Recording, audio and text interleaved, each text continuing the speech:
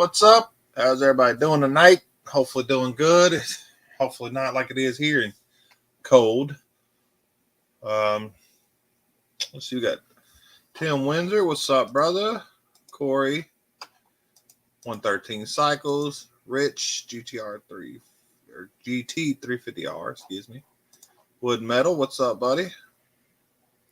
And Rob's Rods and Streetcars. The Big Block. Hey guys, how's it going, everybody?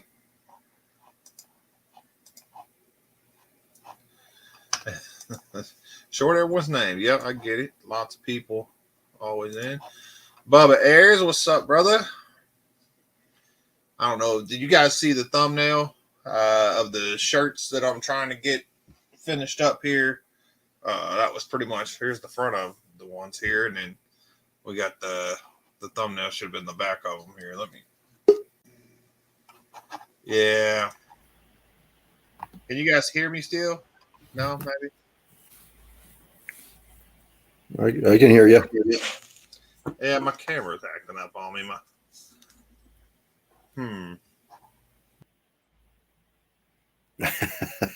Well, great. I get the center screen, eh?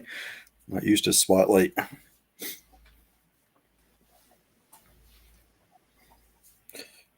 Hey, Tim. Hey, Pat. Rich. All right. So you guys can hear me. I'll work on my camera here in a second. I'm not sure what's going on.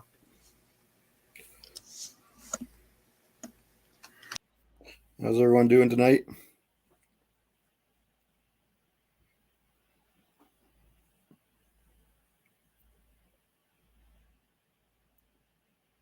You're freezing your butt off. What's the temp there?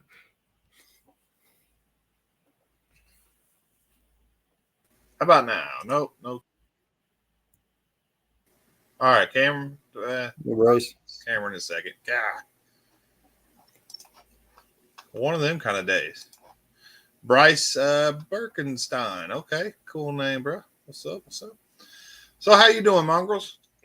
Well, I'm doing okay. I was a little under the weather last night, but doing better today. The weather's a little chilly here too. Oh, there you go. Okay, whatever. We'll leave her alone. Let her roll.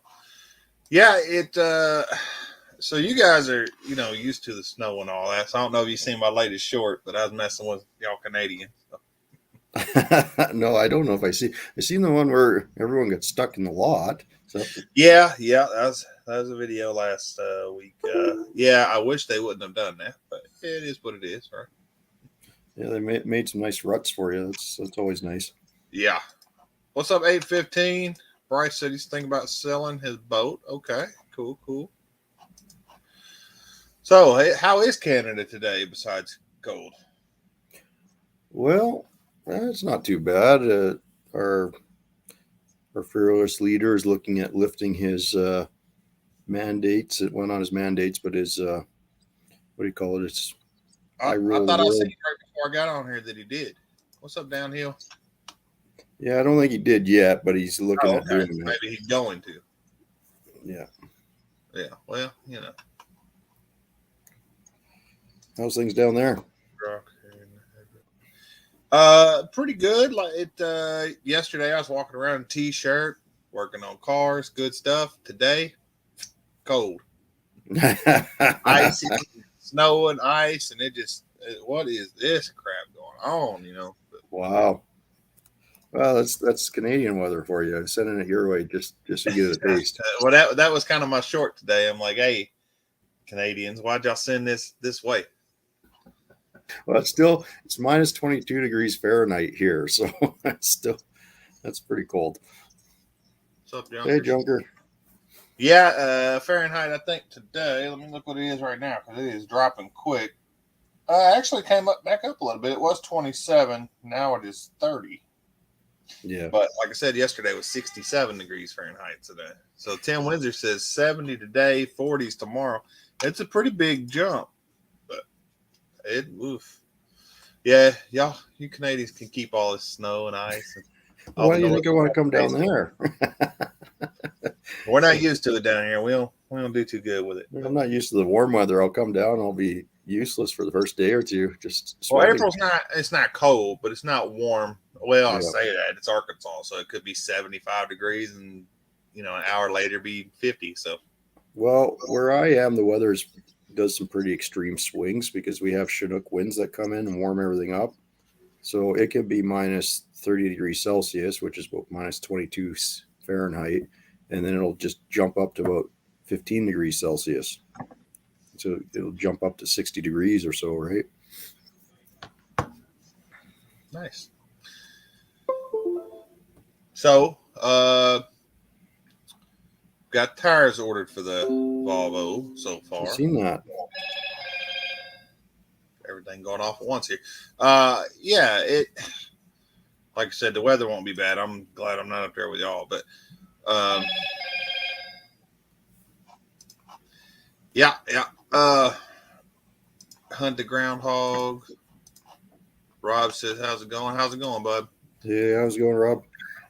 So, Bubba Ayers is he's the supporter for the build.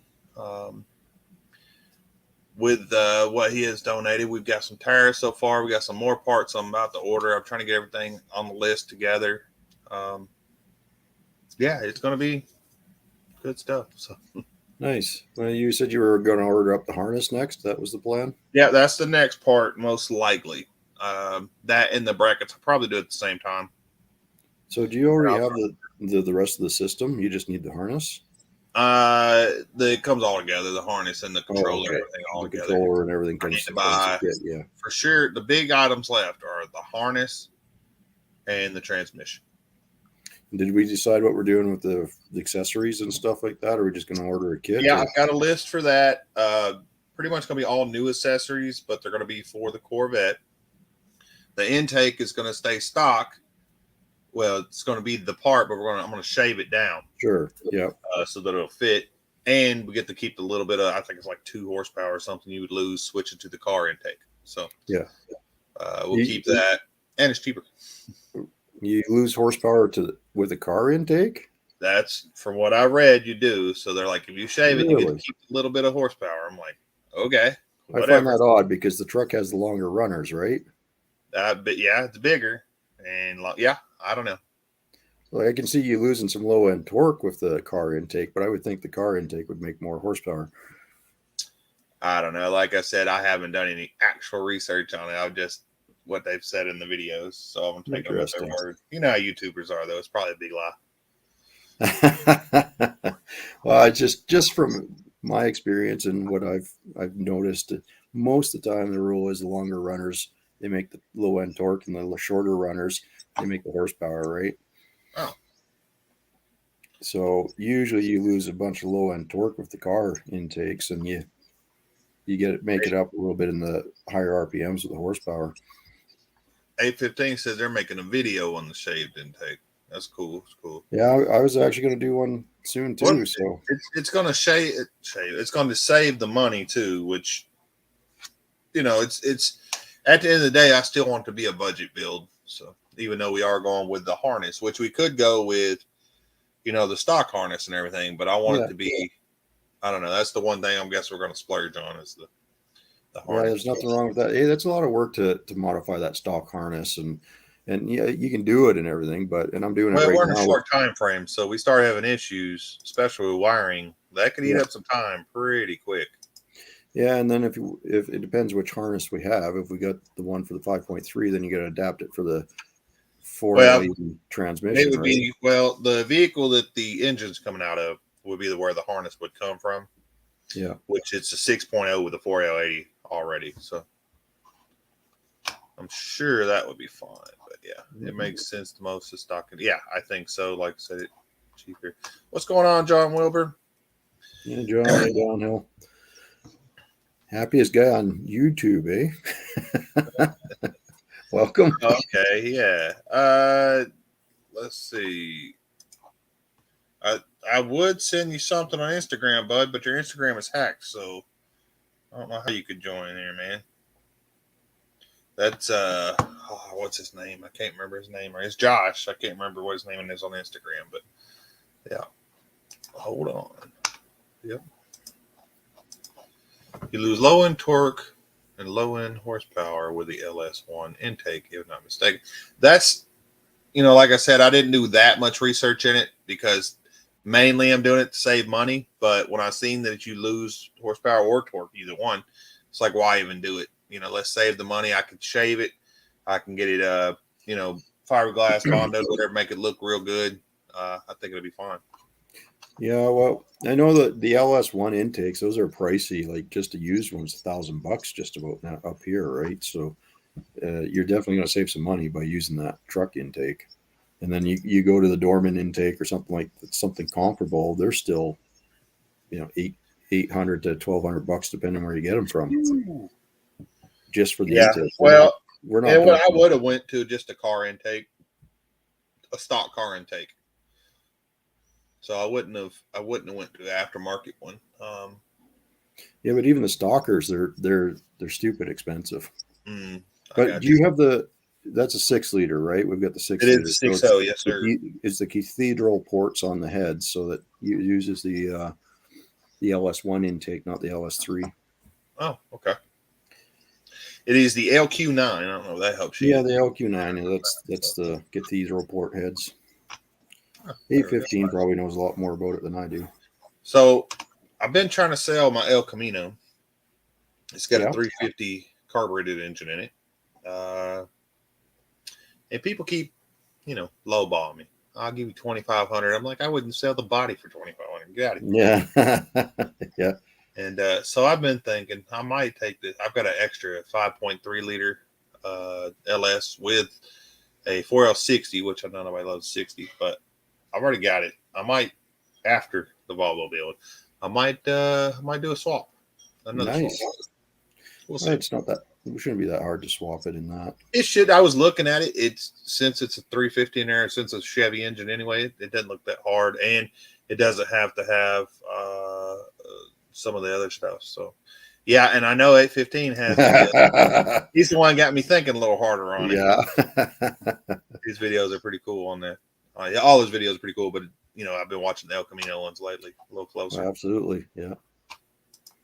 I'd look for the TBSS intake that can be found in the yards. Yeah, and like I said, classic. If I was going to replace the intake, yes, I think I would be, trying to find something and look. Well, the Trailblazer, like you said, the Trailblazer SS intake is a very good intake. It is. For the GM intakes, it does very well all the way around. Dorman's a little bit better, and of course you get into the fast and stuff like that. But like I said, the prices of the intakes are insane. Like you're talking $1,000 just the intake, no throttle body, injectors, and nothing, right? They're expensive, and they're hard to come by right now. I lucked out when I bought that Trans Am. It came with an LS1 intake. Well, and they're getting harder to find because more people are doing LS swaps. So. Yep. And so that was one of the videos I was going to do, is I was actually going to shave down the truck intake to see if I can get it in either the Camaro or the Trans Am and fit under the hood and stuff. I just still don't know if it'll clear. I'm not sure. We'll see. Yeah. And then whoever put the mounts on the Trans Am, like they did some of the work before me, and that has that Spoon Engineering tubular subframe in the Trans Am. Like that car was a sweet buy, but I think they got the mounts on the wrong side, so the engine's sitting too far forward. I got to get it all. So you bought it? Was the swap already started? Someone already started it, and it had a bunch, it had a complete painless wiring kit. It had the LS1 intake, had the front accessories, it had the LS swapped oil pan. The car itself had, like I said, the whole tubular front cross member was in there, frame connectors, Mickey Thompson drags, radials on there, like the ET Streets. Like it had, and I got it all for and it had the LQ9, LQ4, and a rebuilt 4L80. All for $3,000 Canadian. Man, can't beat that. The body alone. And what year is it again? It's an 88. 88. Okay. 88 Trans Am. Well, the body's not as popular, but the body's still got to be worth at least $2,000 if it's not rusted out. Oh yeah, the body's in good shape too. Like that was, and I also have the B&M ratchet shifter in it, so it had a lot of goodies that came with that car. Which when I started adding it all up, I'm like, geez, I got to buy this. This is Yeah, even if you were just going to use it as parts, you'd still make your money back. Oh, for sure. That's awesome. How about the Cadillac? The Cadillac, how much did I pay for it? Is that what you're asking? I don't know. Good news, bad news? Oh, Have you no, I picked think it it's up yet? good news. The Okay. Caddy, when I took a look at it, it looks like most of the parts are just going to unbolt and bolt on. Most of the stuff that got wrecked. I don't think any of the primary structure got tweaked. So I think the Caddy it'll be good. It's going to be expensive though. That's the hard part, trying to find the parts for a reasonable price. I had a line on all the airbags, but the guy, he never gets back to me. And I can replace all the air brakes for like $2,000 if I can get this guy to get him out here. When you're replacing 7 airbags, that's not too bad. Yeah, they were a little pricey. Yeah. And so then all the airbags went off, or just all the one on one side, or all of them except for the passenger seat. And that thing's got the knee bags too. So it's got the knee bags, it's got both dash bags, the side curtains, both sides, and then the driver's seat airbag all popped. But the way we were looking at it is if we can't I'm going to tick off some people here probably, but we figured if it's going to be too much to do the car, we can't do it. That powertrain might end up going in the 68 Mustang just for a laugh. that could be cool. Well, that thing makes 275 horse and 275 foot-pounds of torque out of a little 2-liter turbo, right? So I think people will be okay. Maybe. I don't know. Yeah, I think it'd be okay. You might get enough hate on it that it makes your channel blow up. So yeah, I might. Yeah. Downhill, I don't know enough about the Avalanche or the 4080. The 4080 and the 460 is not that much different as far as I know. I don't see why you would want anything. Yeah, they're a little bit different. You'd probably have to change the cross member, like you said, and it's going to have a bit of a different tune to it as well. And the wiring's a little bit different between the two transmissions. Oh, okay. But I don't know if that's why would you want to do it is the question. The thing about the 480 is 460, I guess. It's a lot stronger, but it's got a lot more frictional loss. So you lose a lot more power driving that transmission. So if you're trying to haul something though, if you're running stock, I wouldn't do it. Okay. Yeah, that's what he thought. So yeah. All right. I don't know where everybody else is tonight. I thought they were going to be jumping in tonight. Yeah, it's a little early yet. They might be on. It's still pretty early. Yeah. I put out a video last Friday, and I got one coming out this Friday, and I think I have one coming out every week for a little while now. So back on a somewhat of a schedule. 4L60s are weak. Yeah, especially if you're trying to haul anything. They're a little weak. There's stuff that can be done to them to make them decent, though. Like if I were you, I'd be looking for like a 4L65 or 4L70 maybe. That should bolt right in and it's stronger. And they came in the Vortec Max trucks and stuff like that. Yeah. Well, there you go. It's kind of a blend between the 4L80 and the 4L60. It's a little stronger than the 4L60, and it'd save a little time for sure. Yeah. And maybe even some money. Well, there you go. It's kind of a blend between the 4L80 and the 4L60. It's a little stronger than the 4L60, and it'd save a little time. I think you have to mute something there, 113. They said roger that. There you go. You back? Let me unmute. Yep. Good? Yep. Sorry about that. No problem. That happens all the time. Oh, my earlier, my freaking camera started messing up on me. First, I come down here and my son was logged in to StreamYard, so I had to change all that. And I was like, what the heck? Then he had all my cameras and mic setting messed up because he uses a headset. And anyway. I'm glad you got it all sorted out anyways. I think so. It's certainly not my strong suit, all the technical digital things. Well, this computer is not built for gaming. It's a little slow, and he's been putting all kinds of games on it. And I'm like, okay. If you want to do that, we're going to have to upgrade it. Yeah, I've got the one computer I do my gaming on. That's the gaming rig. I don't This is on the laptop. I don't put games on it. So keep That's this probably one what I should clean. just use. Is just use the laptop for now until I get this better. I think I got it figured out right now. Enough So far. so far today. Yeah. So was everybody able to see the thumbnail to this? Because when I looked earlier, it was just showing a blank screen. I saw it somewhere. That was It wasn't much. It's just a t-shirt, pretty much. Yep. Yeah. That's the idea, the new idea for the new shirt or whatever on the back. So I saw the merch site had the 2 shirts on there.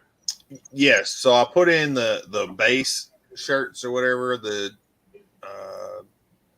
in case people didn't want, I'm trying to put different designs on there in case people doesn't want the one with all the names on it. So fine. Gotcha.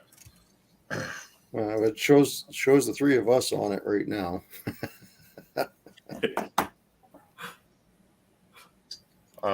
That shows us where? Well, I'm sorry. Yeah, it's a screen. Yeah, because you already started watching it. Huh? Yeah.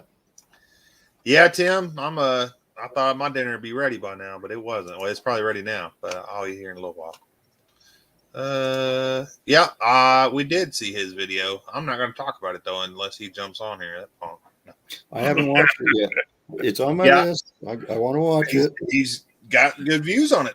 I think it's been out like 12 hours. He almost has 100 views already. So Nice. And for a regular video, that's pretty good. Now a short, it can go crazy and all that, but for a regular video, less than 12 hours, so almost 100 views is pretty good. Speaking of, my last short did pretty good. It went over 1,000 views. So Nice. So I was like, well, okay, cool. Yeah, I put one out today too, a short anyway. I have been I'm trying to do a little less shorts because I looked last month and that's pretty much all I put out was shorts and did some lives. But I'm going to try to back off the shorts just a little bit. But who knows? Maybe I'll do shorts and regular videos. I don't know. I'll play with them. Well, what I've been doing is I've been trying to use the shorts to promote the new video coming out. So I'll put the short out on Sunday, giving it a little bit of a teaser for the video that I put out on Wednesday. I got you. Yeah. Usually when I do a short, that'd make a cool short. Let me tape that real quick.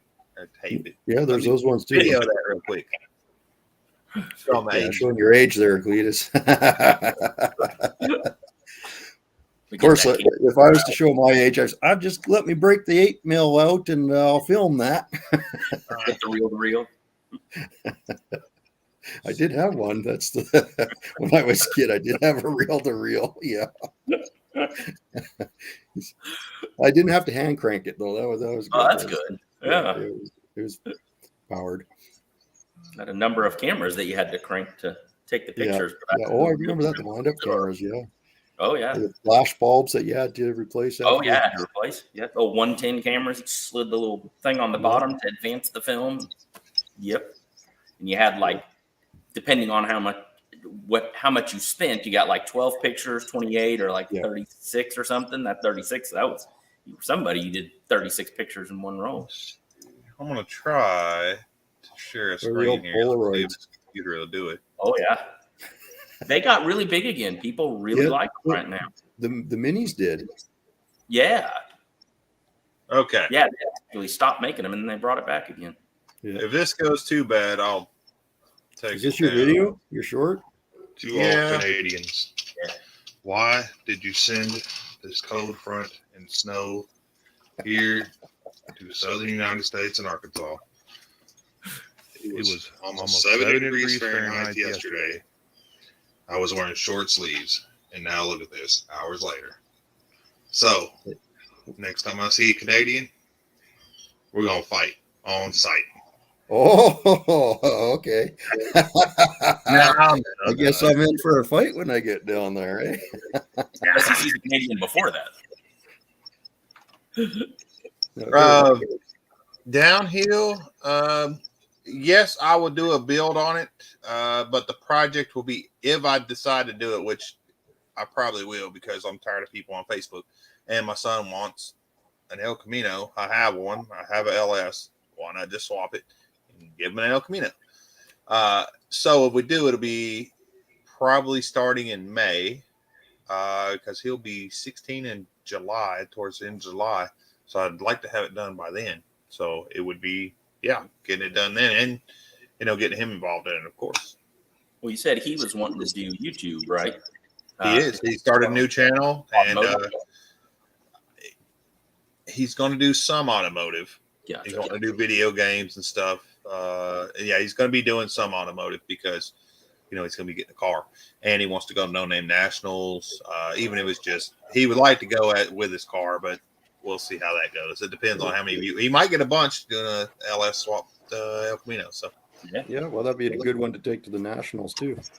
Well, I'm thinking I've already got the engine, transmission, I've already got the car. I could sell the 350 engine that's in there right now and the transmission. It's a brand new transmission, and the 350 is in good shape. So. Yeah, and you got the wiring harness out of the computer out of the donor for the but Volvo, I think right? that, and I might have to look, but I think the 5.3 has a wiring harness as well. Oh, does it? Yeah. Well, thanks, Tim. I appreciate that. Oh. I'm not warm up. I've got to warm up 20 degrees in my office, and they ain't cutting it. Yeah, I've got the heater going on right here. You too. You try to make their own name in it. Yes, Bubba, you have to make that announcement, bro. Yes. Bubba's got to go to No Name Nationals. If y'all see the title of this video, he starts out Bubba Ayers, then goes on to this. He is the sponsor for the LS build, so we're going to try to push him. We're going to get him. Thanks, Bubba, for that. That's awesome. Yeah, absolutely. Really appreciate that. Hey, Piston Twisted. Piston, how's it going? What's going on, Piston? Elko build fun. Yeah, well, we got to get the Volvo done first, but yes, like I said, the really cool thing I think about the El Camino is that's my son's dream car, and I've already got it. So okay, we started a 1 hour long conversation about which car to get him the other night, and you had the perfect car the whole time. Is that what you're saying? Nobody mentioned the one in your driveway. Well, it just people were pissing me off on Facebook. The El Camino, I didn't want to take because when the engine was running good before I had to do all this crap to it, it was running good. It drives great. It has plenty of power, all that. And I don't know. I didn't want to mess with it. So I was just going to sell it, find them a different one. And then when it started having all the problems, and then I was like, okay, I got all that fixed. But people on Facebook, they just keep kind of trying to lowball me on it or trying to trade me. They'll just be like, I got an 05 Hyundai. And I'm like, no, yeah. Exactly. Well, I get the same thing. $500 for that car. Get out of here. I'm trying to sell the Dart right now because the newer Dart, not the old Dart, and I just want to get back to driving the Charger. I'll miss the gas mileage of the Dart, but I like the power of the Charger and the all-wheel drive. Oh, of course. I just sold a Dodge Charger yesterday. So yeah. Oh, did you? Right. For the second time. V6. Yeah, for the second time. You're right. V6 had the eco mode and all that. It's actually really good on gas. So. Actually, they're very good. Yeah, that 3.6 is actually a very good engine. Yeah. So, but I'm asking $6,500. It's got a, I think, 100,000 miles on it. Not quite. Right around the 100,000 mile mark. Miles or kilometers? Miles. I'm saying miles. Okay, all right. 160,000 K. Us down here can't convert it. Yeah. So it's got about 100,000 miles on it. It's manual. It's 2 liter, 6-speed. And I think 65 is reasonable. But I keep getting, I'll give you a 35, $4,000. Well, you know what? Maybe you say $5,000. I'd talk to you, but 35. I'll just keep it. Yeah. That's why I tell people the El Camino too. It's like I'll keep it. I'll keep getting the good gas mileage out of it. Thank you. Good day. Yeah, exactly. It gets 40 miles to the gallon, so it's pretty hard to beat nowadays. Yeah, Piston, I agree with you. Bubba is a stand-up dude, and he's saying a lot of people learning his background, what he does. Yeah, hey, Bubba's definitely paying it forward. I don't know if y'all ever talked to Bubba about his fishing career, but I thought that was pretty neat too. Professional fisherman there. Yeah, that's awesome. Yeah. Yes, sir. Yep. He makes some nice trucks. So hopefully I learn a lot doing the LS swap on the Volvo. Yeah. Because if I'm going to try to do the LS swap on the El Camino, I'll be doing it by myself. Now it should be a little easier going from GM to GM. So. Yeah. A little bit. I'm not saying much. It'll be a little easier because the Elco's older. You don't have to integrate electronics. No, that's true. Right. And the speedometer is easier to work right now anyway. So I was like, they probably didn't hook it up when they put the new transmission. And you can just go buy cheap set of engine swap mounts, right? So you can go to ICT. Well, and they make the El Camino. Apparently, it's been done before because they make every part for the swap. Like they make it, ship it out to you. You can just go get all the parts you need, bolt it on, drop it in. So it's really easy. You don't have to fab up anything. You got headers, everything, right? So it should be much easier than the Volvo in that respect. Well, and there's quite a bit of room in there too.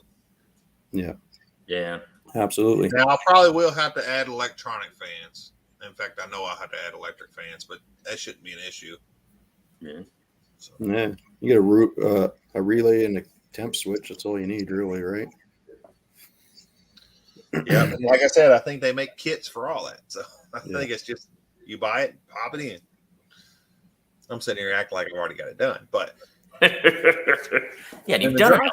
Shouldn't be too far off, you would think. A 350 with automatic going to a 5.3 with automatic.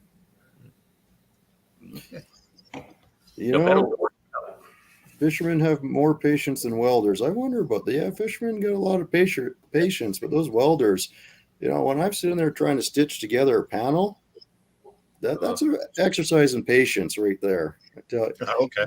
You got a quarter panel and you're doing zzz, zzz, zzz. You just kind of want to just do the bead, right? But you'll warp the panel if you do. Blow right through it. Yeah. Oh, okay. The LS engine's a bit smaller than 350. I didn't know that. I did not either. I don't know what this 350 is out of. It didn't come in the El Camino, obviously, because they came with shitty 305s. And I'm not all 305s are shitty, just the ones that came in the El Camino. But this one's, it's got some power. It's pretty nice. Nice. So, I bought a carburetor rebuild kit. I'm going to try to rebuild the carburetor. I'm not real good with carburetors. Let's see. I'm good with motorcycle carburetors. Do what, bud? I'm good with motorcycle carburetors. They're not too much different from what I could tell. Just extra stuff. Yeah. And the layout's quite a bit different. That's what I do. Yeah, for sure. Well, and what's weird is the carburetor on this 351 Ford out here is different than the carburetor on 350 Chevy. Like it's built different. Yeah. I mean, it's still the basic design, but it's motorcycles are the same way. Tack away for days is all impact for them. Wow. Yeah. Yeah, you're right about that. Cool. You had a YouTube channel doing fish, and that'd be cool. What's up, Snyder? Another Canadian buddy there. Mr. February coming in. Almost going out. That's right. Almost. The carbs are not worth the rebuild. Yeah. The carb that's on the El Camino is a what did Big Block say it was? I thought, and he verified. I think it was a Rochester. Was it Rochester? I don't remember hearing that. That's factory carb if it's a Rochester. Yeah, I believe it is. Now, the carburetor, it's not It's bad. Quadrajet, isn't it? It's Quadrajet. I'm sorry, that's what it is. Yeah. Yeah, that's a Rochester Quadrajet. Right. Yeah. Okay. A Quadrajet version of it, though. I don't think it's going to be too hard to rebuild. But we'll see. Actually, the Quadrajets are pretty decent. They're decent carbs. You know what you're doing with them. Mm. Oh,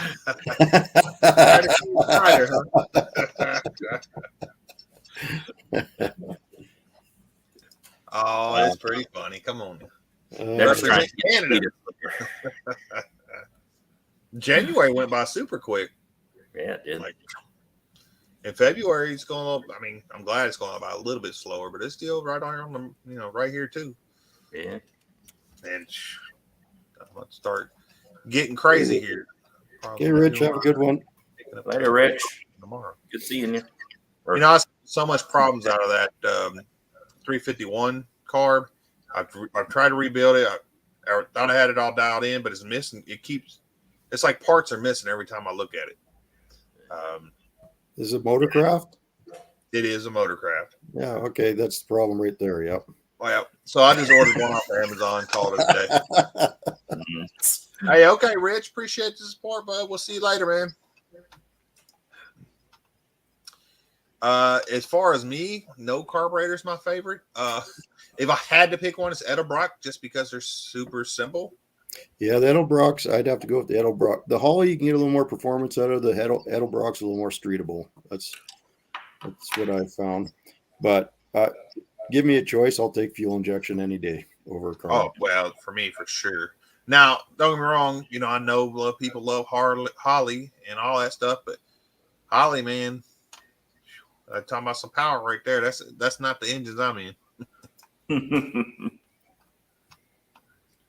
Oh, yeah, Snyder. Hopefully the name is spelled right. I don't even remember. I think that was a dig. It was. That's okay. That was That's a shot right there. Just the one misspelled, right? Him and Nick Hitterberg. Snyder's was misspelled too? It is, yeah. I didn't even notice it until I'm like, oh shit. I didn't realize that. Now I gotta go look at the calendar to see who's next. Corey says Holly's the only car worth money. Hey, that's cool. People. Yeah, I'm just not a big carburetor fan. Junker Bunker. Oh, Junker's next month. Okay. March. Yep. Yeah, for his birthday, and I guess he hit his 1K subs for his birthday. Yes, he did. Yeah, awesome. So good. I had a huge spike in subs too. I was surprised. Good. That's awesome. Mine have. I don't think I've got but like 2 this month. So it's a slow month for me. But last month I didn't put out anything. I didn't even notice. But we're gonna get back. I think I did 30, a little over 30. Pretty good. But I lost quite a bit too. Just before 350, and then it dropped, and it kept. I would go on some of the lives, and I'd lose 2 or 3 during the live, but I would gain 2 or 3 more. So I'd be right at the same spot that I was at, or one less. Yeah, mine was doing that for a while too. Hey, Bubba, that'd be cool to see the difference between a guy who builds carbs and then a sniper system. Yeah. Yeah, it was awesome to see him nail the 1,000 piston. I hope he keeps pushing and realizes 1,000 it doesn't stop. Not that you're too worried about subs after that, but that's when you start worried about watch hours. Yeah. So he needs to be making good quality videos and keep on doing them. Yep. He'll be fine. He'll be fine. Well, watch hours, can't you? I'll tell you why I like fuel injection over carburetors. Number one reason I like them is you don't, especially with the port injection, you don't get the fuel washing. Your engine just simply lasts longer, period. Sure. Number two is drivability. Like we can get into the mountains pretty quick up here. So if you're going, you can climb a few thousand feet. Yeah, you can go about getting out and adjusting your carburetor for what level you're at. No having it. And then the temperature extremes up here as well, right? The fuel injection, it just stays, it's good. It's always good. Where the carburetor, you always have to fiddle with it. So, well, and I know people say carbs aren't terrible on gas, but fuel injection is more fuel efficient. It just is. I think it's the modern transmissions that have made engines more fuel efficient more so than I don't think but you're right. There is some fuel efficiency gain because exactly what I said before. You don't get the fuel washing that you do with carbs, right? I mean, if you get the carb nicely tuned, you can have it pretty darn good. But how long it stays tuned is the question. Sure. Whereas the fuel injection is just a lot less maintenance in the long run. Yeah, and I've got so much stuff I'm working on. I just don't want to get out and mess with carburetors. So I'd rather just keep on rolling. I don't want to mess with rebuilt and dying off hundreds and hundreds of. Oh, well, there you go, Corey. Yeah, that's why you like Holly. That's no problem. Yeah, Snyder, I'm not saying anything bad about a carburetor. For me personally, I'd rather have fuel injected just because I don't know enough about carburetor to want it to be my daily. I have no problem with that at all. I like carburetor. Yeah, would you want it to be your daily? I have no problem with that at all. Yeah. Yeah, No but problem. Okay. I don't know enough about them, so if I start having issues out of them, you got to whatever I can balance like figure out. 3 carbs on some of those bikes, right? Or 4. Or 4, right? Yeah. So I can't imagine that. That's my nightmare, honestly. You do like a 6-cylinder. They got like CBX 6s. That run 6 carbs on those. Well, say if I had a car with a carburetor on, I was driving every day, started having issues, I'd be asked out. I don't know enough about it. I mean, I could adjust a little bit. Learn. Just because you don't know. I can learn. I'm just saying the reason I prefer it is because I don't know enough about it. And I understand that. And that's why, fuel injection is the push button go thing. Nobody wants to mess with anything kind of thing. But, exactly. It's not that difficult once you know how to do it. You have to learn, but you had to learn how to walk, and you figured that out. So, Yeah, kind of. Well, you kind of hit the nail on the head. I can fiddle with a carb if I want to. I don't want to. Yeah. Yeah. I don't think that's more of it too. To fiddle with them on a daily basis. Yes, it doesn't have to be daily, right? Especially since I'm not traveling with stuff and going up in different altitudes.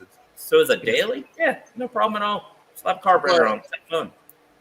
With the way the weather here is Arkansas, hot one day, cold the next. That is not. I'm sure if you have it set right and everything's perfect, you won't have an issue. But everyone I've ever had, and still the ones I have out here, when it's cold, they don't want to start. Perfect example of motorcycles. I have one that is fuel injected, and that's it. I don't have to adjust them all the time when I jump on there. I don't have to do anything. Well, you have to deal with it with fuel and stuff, but I mean, I'm daily with carburetors for a long time. I mean, I put 50,000 miles on motorcycles without ever having to touch a carburetor because they were fine here in Arkansas. Well, with fuel injected matter, I've done enough of that I feel comfortable with. I can get out and I can hook it up, start running fuel pressure, see what my rail pressure is, see what I got all that. I can do that, and I'm sure I could do the same thing on car. But it's exactly what you prefer, right? That's what it boils down. It's what your preference is. I guess I'm used to the computer, so I get the computer out and say, okay, my rail pressure's here. This is the pressure actually hitting this injector. I can tell this injector's bad, or I can tell it's not getting pressure to the rail itself, or I could tell, I can tell all kind of stuff. With carbureted, you got to get the old testers out and actually test everything, and it's just more work with carbureted on the car. So if you want to tell where your fuel pressure is, you can't just hook a computer up to it and say, okay, my fuel pressure isn't here, but it is here. You can't do all that. So you got to start manually testing everything. Yeah. Which, it's not, it's just different. I'm not saying anything bad about it. I just, I piston there, fuel injected setups on trucks and bikes are different. And that's true. I don't know enough about fuel injection in either bikes or cars and that kind of stuff with it. But I don't need to. Nobody really needs to unless you're really working on them. You just turn the key and go. But, I mean, I had a carbureted car for years. I never touched the carburetor on it. So I had a carbureted truck for a couple of years. Never touched the carburetor on it. Yep. Well, hey, Tim, we appreciate the support, bud. We'll see you later, man. Later, Tim. I drove carbureted vehicles for a long time, and I didn't want to go anywhere near fuel injection. But once I did, I was like, hey, this stuff's actually a lot easier. Yeah. Well, and then there's another thing Bubba just brought up: the new fuel that every gas station's running. The carburetors don't like that. So the ethanol and stuff that it causes a lot of problems and plugs up the jets and stuff like that. And if you let it sit, it does. Right, and that's kind of what's wrong with the El Camino out there, which I didn't let sit too long, but it probably sat for at least 3 weeks before I started it. I went out and messed with it again, and I think that's what's clogging. I think that's the problem that it was having. So, and it probably didn't have brand new fuel in it then. Say again. It probably didn't have brand new fuel in it then. You said for 3 weeks you didn't mess with it. Well, that's already old, and then it's 3 weeks older. So I believe it's 30 days that fuel initially starts to. It's not quite as good after 30 days, and then it drops off at that. It's not a huge drop at 30 days, but it's still not the same fuel that you bought. So, And Tall John, you're going back to what 113 said. It's, after you learn it, you got it. But I guess I'm lazy, or maybe I just don't want to, or I don't know. I'm holding out. Yeah. If you don't need to, then you don't have to worry about it. As far as if you don't need to learn carburetor stuff. Always count on dudes. Sound advice. Don't use corn Don't use corn fuel. Yep. Largest issue with classics here was fuel additives. They're never still. Yeah. That's You're exactly right. Or even on the older cars, you got the same thing with the oil and stuff too. So you just got to be prepared. It's different. Yeah. Truck in the winter with my carburetor truck with no choke. Yeah. I know, especially in the winter. I'd rather just go out there and start it up and get the heat going. Yeah. I tend to like more the more mechanical nature of things in general. There you go. So, Bubba obviously knows what he's talking about there. Yeah, absolutely. What's up, Midnight Road? But yeah, I just, I don't remember I was going there because I was reading Bubba's thing there because that was right. All over the place. I'm trying to stay up. I like the mechanicalness of things. That's one of the things I like about motorcycles. I don't like motorcycles with all the fairings and all that kind of stuff on them. I like being able to see everything with it. I'm just more of a mechanical person. So, it doesn't bother me to pull a choke and, have that kind of stuff with it. I want some old stuff that you have to, adjust your spark as you're driving and the timing and stuff with it. I would not want to change this Ford out here to fuel inject. I wouldn't. I think it's cool. This carburetor, you got there and smell the, it's just old and cool. Well, but I wouldn't use it as my daily driver either. I'll tell you the one thing that I really do like about that Rochester, though, that we were mentioning earlier, is it sounds great when the 4 barrels open up. Oh yeah, you get that ball walk, and then you get that secondary, deeper, throatier sound, and that thing just, you can almost see the hood suck into the carburetor. It's great. I love the sound of the carbs, no doubt. But yeah, I just personal preference. I enjoy working with fuel injection. And I don't know enough about fuel injection to work with it. So, again, that's kind of the same thing, just opposite as far as, you don't know as much carbs. I don't know as much fuel injection with it. Yeah. Yeah, Rochester does sound great. Yeah, especially when it opens all the way up. You can get that little, yeah. That was the point of turning the lid upside down on your thing, right? Yeah, oh yeah. Make it sound better. Yeah, you get that intake sound with it. Well, they all have different, depending on which carb, they all have different pressure waves, right? So they make their own unique sound when you open them up. Fuel injection, there's no variance. You get a little bit pop when you let off the gas. That's about it, right? Yeah. That's a perfect example right there. They both have pros and cons. Yeah. I know. Yeah, like I said, I wasn't trying to say one's bad, worse than the other, better than the other. For me, I like fuel injectors better. That's an argument that will never end no matter what. That's like asking someone what type of oil they use in anything. Yeah. What's the best oil for this? And that's the same argument as fuel injected versus carbs. You're never going to get a real answer. But it's Rotella. But anyways. We're fuel injecting the Volvo. That's what we're here to talk about, all right? That's right. The Volvo is already fuel injected. So really, look at that. It definitely is going to be fuel injected. I know CP was making a joke, and he might not have been joking. He might have been serious about putting a carburetor in. I'm like, nope. Even with a carburetor, I guess we could have the tune. I was going to say, how would that 4L80 shift with a carburetor? It just... Well, you can still control it with its own controller, right? Yes, you have to. That's what you'd have to do is, yeah. So, I think O2 sensors, even if they fail, it's not, it's just check engine light. It's not gonna you could bypass the O2 sensors, not a big deal. Well, if you got the tuning program, I just don't know enough about them. Yeah. Yeah, Bubba, you're probably right. I just got to take care of them. I don't know, especially with gas prices, man. To take care of them, you got to use the non-ethanol fuel. Yeah, and non-ethanol fuel is expensive. Now, the difference is the non-ethanol fuel actually gives you a better yield out of it. Like, unlike going to E85, which is cheaper but has less yield with it, ethanol actually gives you a better boost with it. Sure, but is it enough to make up for the price difference? Generally, it is, Well, but it's still a lot. Well, hold on now. In the long run. The ethanol gives you a better power potential, but it uses more fuel. Correct. That's what I meant. Sorry. Yeah.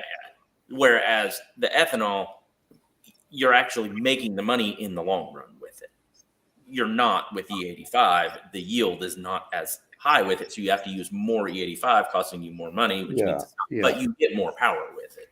Yeah, you get more power of the E85, but it uses like I don't know, like as much as 50% more or something like that, right? Is that what it is, really? I don't know. I know it gives you more power, but yeah, the yield said injection is fine, but either it be blown. I guess so. Wasted. We were going to talk about your new video, but since I said you wasn't in here, we wouldn't talk about your punk video.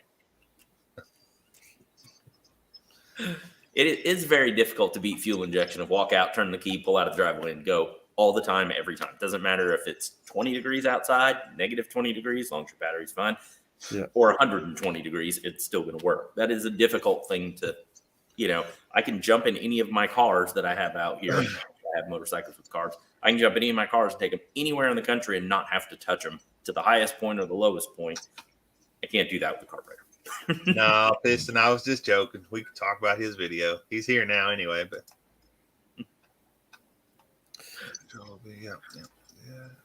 yeah, but that's a big fine if you get caught with the purple fuel. See, it's red here. It's purple there, huh? It's purple here, yeah. They put a purple dye in off-road or farm fuel is red. Yeah. They don't have the tax on it is what it is. So it's cheaper. But if you, and even the farmers, if they're doing day-to-day driving into town, they're not technically supposed to use it. They're only supposed to be using it for farm operations. Gotcha. Like, good luck proving that. But like, oh yeah, well, I threw some in the other day when I was out in the field and I just haven't burned it off yet. So they don't really enforce it. Get worse fuel mileage than your 454? Your 454 at best should get what? 12 miles a gallon, and the 6 liter should be somewhere close to 20, maybe 18. But those 6 liters did not get good fuel economy in the trucks. I know they didn't get good fuel economy, but you would think to get better in the 454. Them things suck fuel. I can explain this because your 82 454 pickup, what is it? Is it a short box regular cab truck? I would say 454. It's probably going to be a stake bed or something like that. And what's your 05? It's an extended cab. Like there's probably a 2,000 pound difference between the trucks to start out with. Wasted said, "What's up again?" Wasted, bro, come in.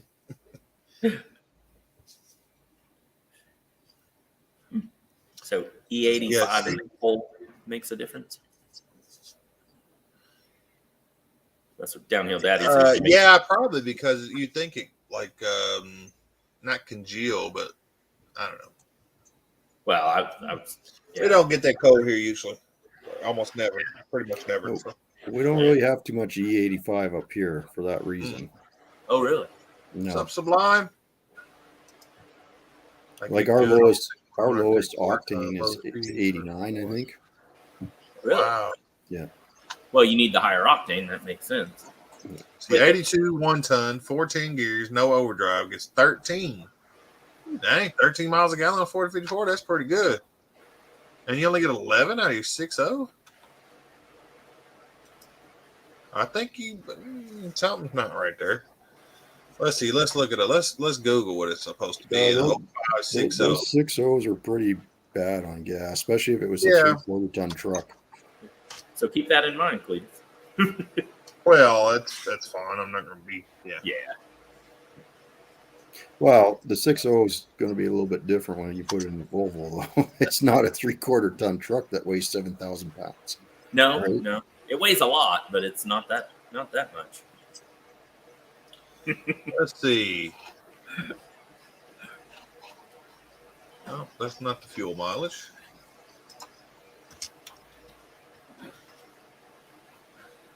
Oh yeah, it says on the big boy, which I'm assuming he has the 2500 with the 6.0, since he was saying it was Thirsty. okay. What's going on here? Anyway, 6.0 with a 14 3/4 ton. Okay, she averaged 14 miles a gallon. Yeah, it's not a lot better on that one, just because, like I said, those things are so bloody heavy. I know I had a 454 in that truck I had for a week or so. That thing, you could just watch the fuel gauge go down. I was lucky to get 8 miles a gallon. Now that was 3,500 dually. The overdrive didn't work because they put in a carburetor instead of the throttle body. Yeah. Did you get rid of that truck already? Yeah. So, oh, did CP take it or someone else? No, somebody around here. CP said he didn't want it, so I just sold it. Nice. And then I got an S10. Then I sold that. Oh, really? Now I got a Toyota Sequoia. Yep. 02 Sequoia. V8. V8. I've got to clean it up, and I got to replace the seat cover in it, and an O2 sensor, and then it'll be ready to sell. I should make some good money on it. I've seen a picture of you hanging out underneath the newer Dodge Ram too. What No, that was the old picture. I had come Oh, up with my Facebook memory. So I used to have a 12 Dodge Ram with a 3.7 in it, and when it's real easy to jump inside there and work on. So. oh yeah. 2500 HD. Yep. Never gotten over 11. Well, you could be your tires. You know about fuel mileage. Come on now. That's average for 14. So that was new, also. Yes, but it's fuel injected, so it shouldn't be that much as it gets older. You might lose a couple miles a gallon, but you're still going to lose some. The motor's going to get a little worn out. Well, it's LS, so it's not going to last forever. Yeah. The 9454, 14 years overdrive throttle body is getting 13. 18 highway doing 80 miles an hour. There you go. And you can still do burnouts. So there you go, Sublime. Yeah. Nice. That's what I like about my Charger too. Like that thing, if I get cruising on the highway in that thing, it just sips the gas, and I still got just about 400 horsepower on tap. Put it on eco mode, right? Yours have eco mode? Yeah, it drops down to 4 cylinders, so and it's all-wheel drive, and I think I was getting 30 miles to the gallon or something like that in that thing on the highway. Nice. So if I get into city driving, it goes down significantly. Well, of course. And that's a big, heavy car with lots of horsepower. Well, that's what's going to be cool about a lot of these cars going to hybrid. I know nobody wants to hear that, but if they could take the powerful cars from going to hybrid, like my wife's hybrid, it does 20 miles a gallon in the city, no matter what. On the freeway, that's on the interstate, that's 20 miles a gallon. So it gets 20 miles a gallon no matter what. Maybe I can get 23 out of it. Well, you see, I had a Chevy truck hybrid with the 6 liter. The Chevy hybrids are it's crap. It wasn't. Yeah, I don't even buy Chevy hybrids because they are junk.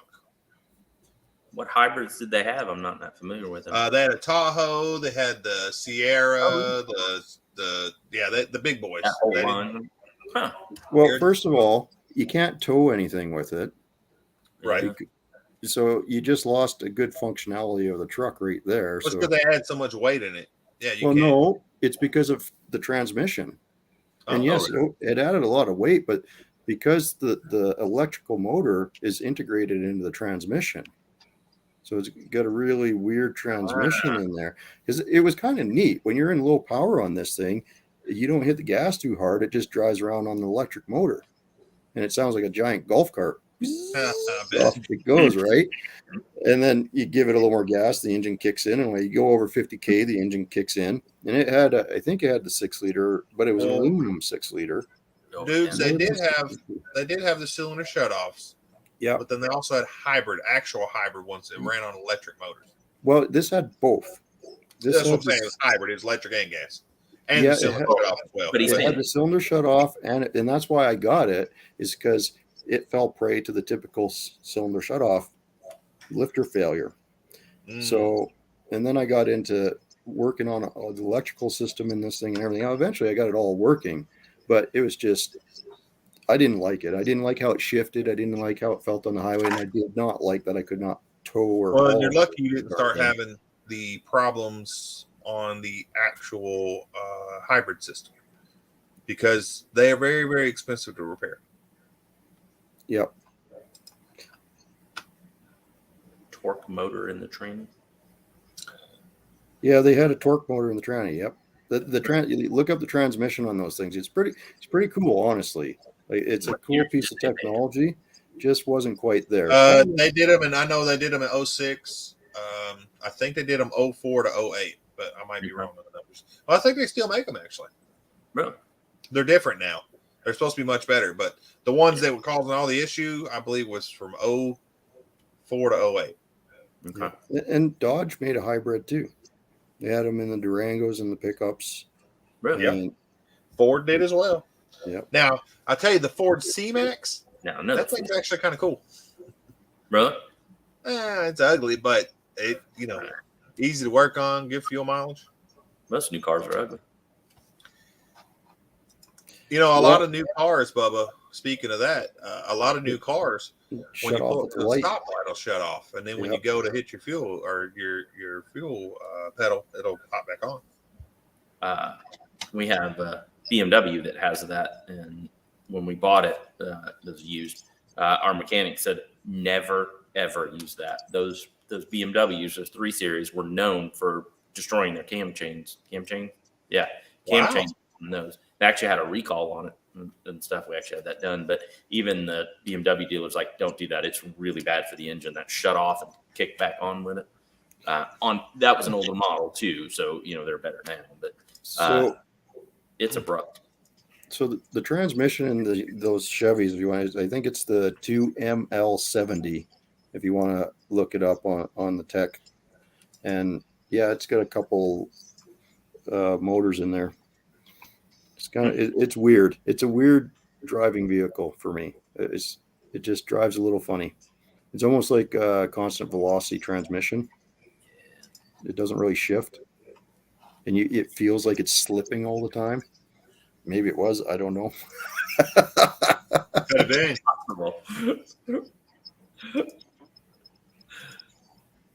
I drove a Chrysler 200 for a couple months that had the CVT. Oh my God. They're not too bad.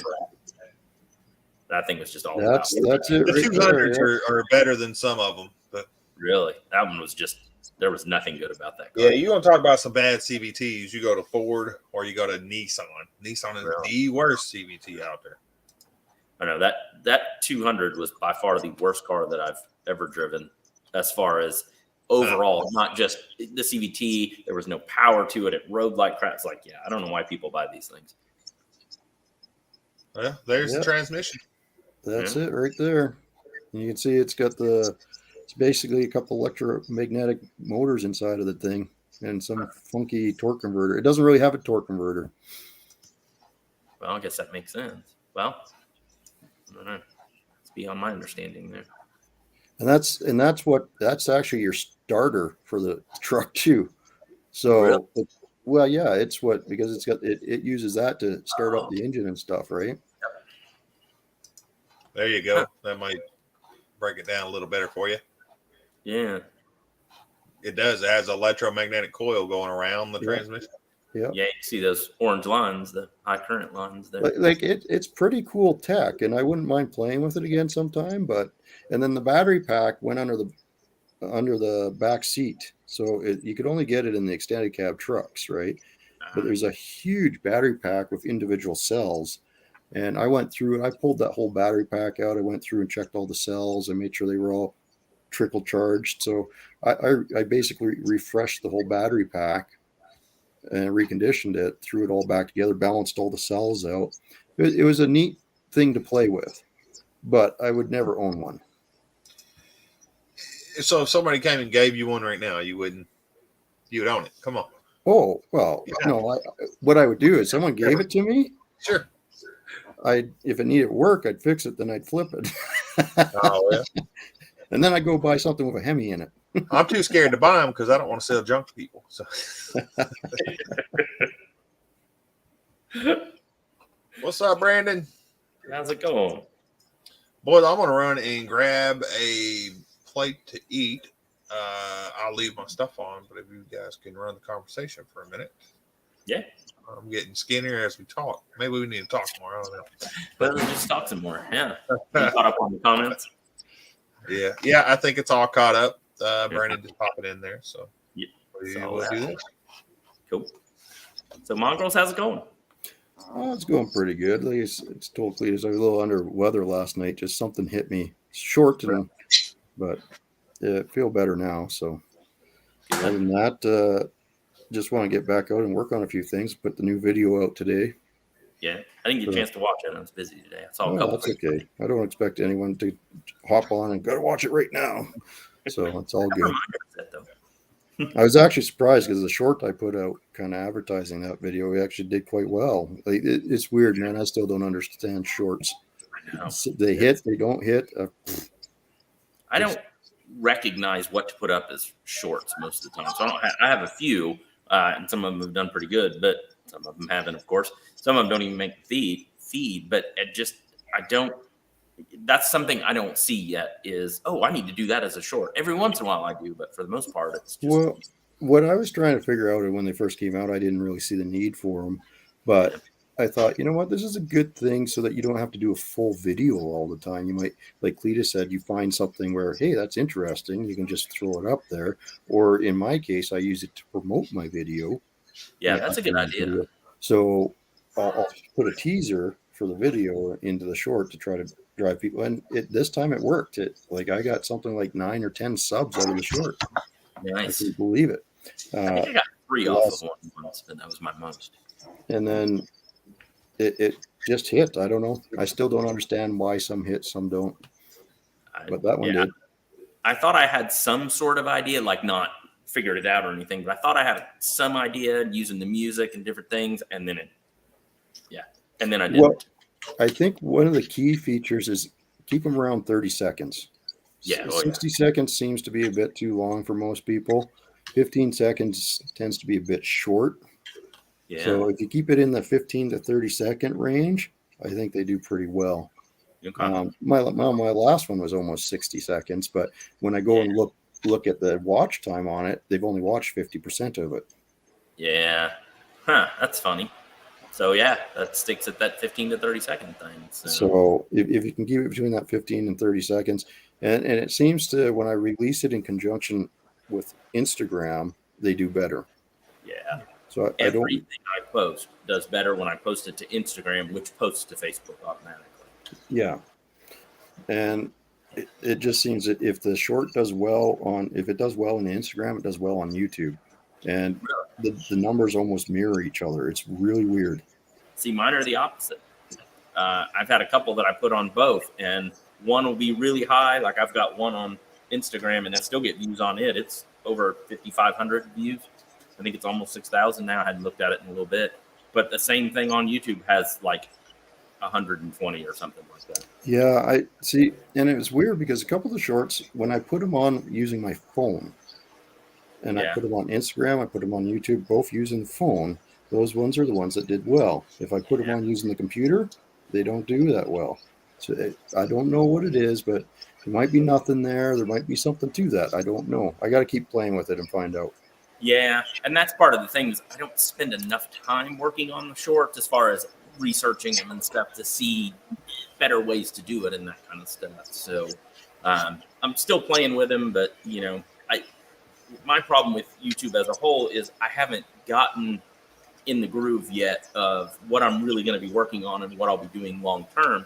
So for the most part, mine you have no idea what the next video is going to be that's going to come out because I don't know exactly. I mean, I know I've got not necessarily, but I have a bunch of them, but they're not in any order. They don't have to be. And that's something that I have to work on. So you're like every other YouTuber then. Yes and no, but like most of us. I don't have a single project at the moment that I'm working on other than the shop build. so it's more. That's where I say you never know what you're going to see. It could be some motorcycle work. It could be me building this rack that I put on the wall today. It could be, and I need to get, and that's going to happen probably after April, where I can really dive into a motorcycle project, and that'll be the every video basically would be that. So it's easier to follow and keep people in. I just don't have that yet. Yeah. Well, I'm with John here. I feel the same way. As far as watching videos, I don't really watch shorts. Well, you know what? But I'm with you guys as well in that I don't watch a whole lot. Like, I'll watch your guys, but I get notifications of them. But typically, I don't see when people put shorts up. And usually when I find myself on the shorts, I just flip back to the regular YouTube, right? Yeah, for sure.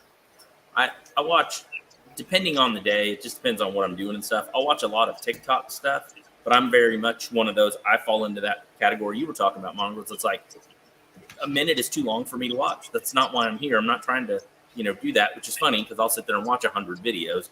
When I sit down to do, it's like, I got a few minutes. I'm waiting on somebody to come by, so I'll just sit there and watch it. But if if they're very long, I don't watch them. That is one thing about the YouTube algorithm I do know is what you need to do is you need to drive people to another video. Yes. And that is what will get YouTube recommending your videos because you keep the chain going, right? You keep the viewership going. So that's one thing I have to work on too, is that I don't really drive people to, hey, check out this video. Or if you want to know the answer to this, check out, here it is over here, right? And because mine, I just kind of do, here's how you do this. Yeah. And I'm done. And then I put a recommendation up at the end of the video for a couple other videos or whatever.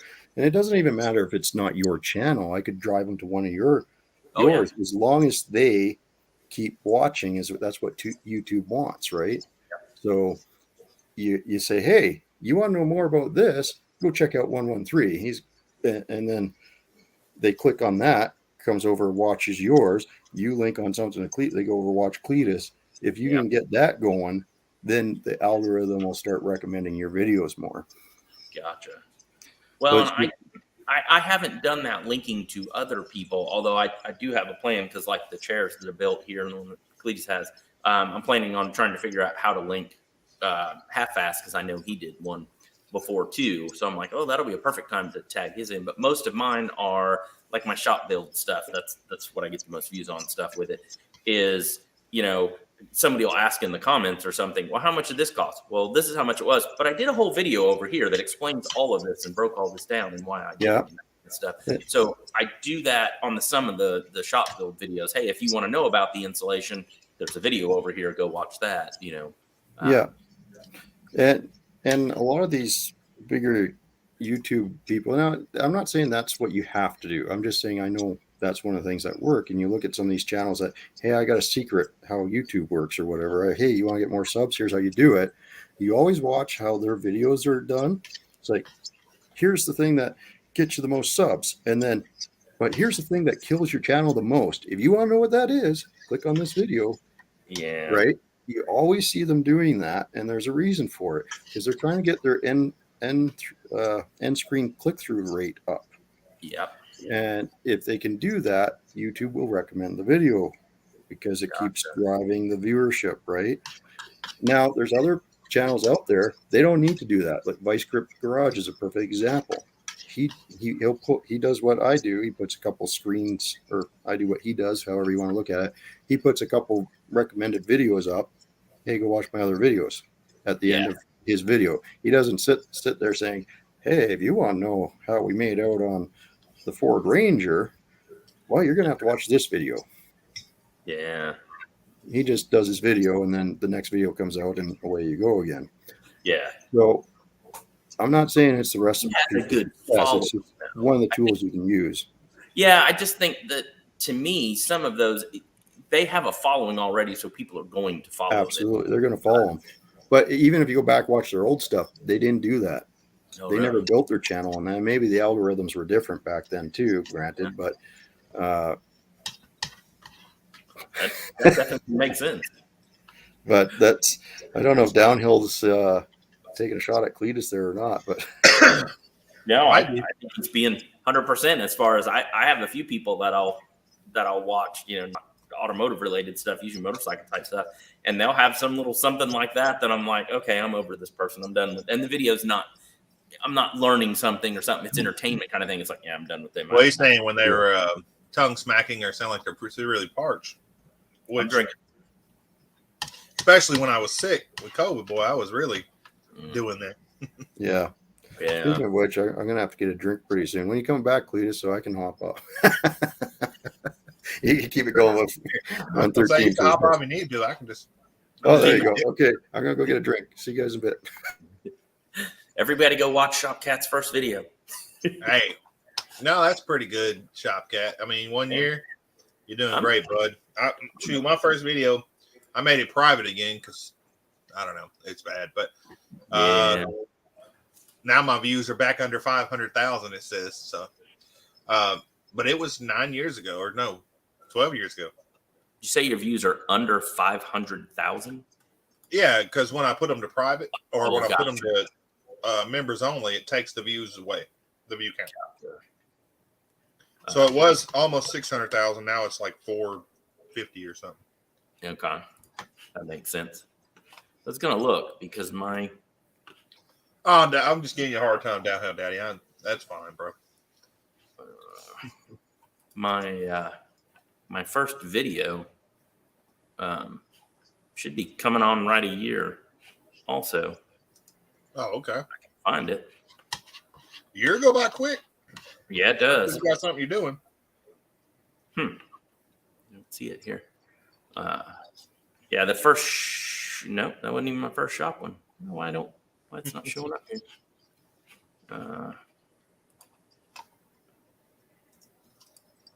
Well, let's just do it through my YouTube channel instead.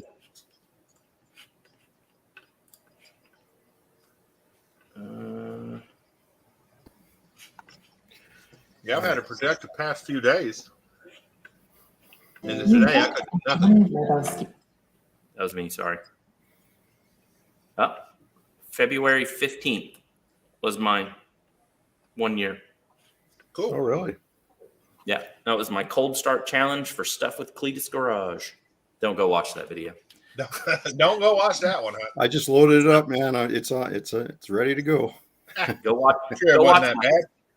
Go watch my second video, which had 3,500 views. Oh. Then my third video has 25,000 views, and I was spoiled with YouTube at that point. Oh yeah. Like, oh, this is easy. Piston, take it easy, buddy. Yeah. Have a good one, bud. Later, Piston. Go ride. Yeah, I don't think he's going to be riding right now. Yeah. Well, maybe he got some spiked snow tires on his dirt bike. He might be out there. No, my dinner is definitely better than MRE. Wife made chicken and dumplings. I don't know why it keeps doing that. Sorry. What is that? It's the video playing, even though I turned it off.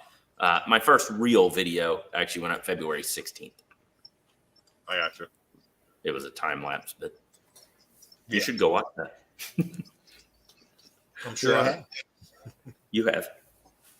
I don't take anything down. I leave it all up if people want to watch it. And I made mistakes in the past videos and stuff. Yeah, you can watch me make mistakes. Everyone does.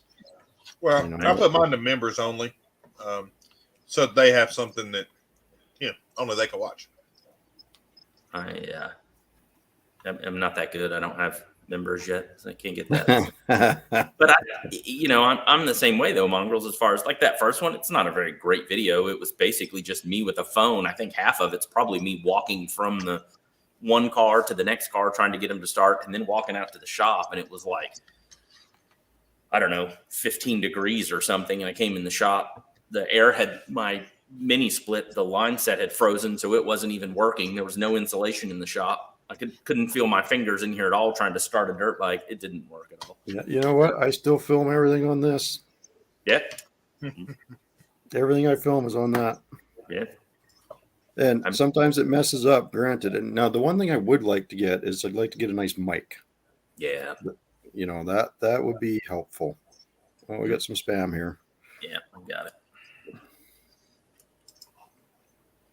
Yeah, absolutely downhill. Everyone makes mistakes, and I, Yeah. you know, so the nice thing about YouTube, I can make myself seem a lot smarter than I am.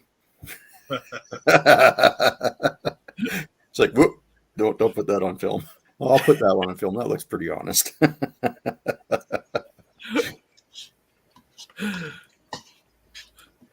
I've been trying to. If you need to file Sorry. one or more Yep.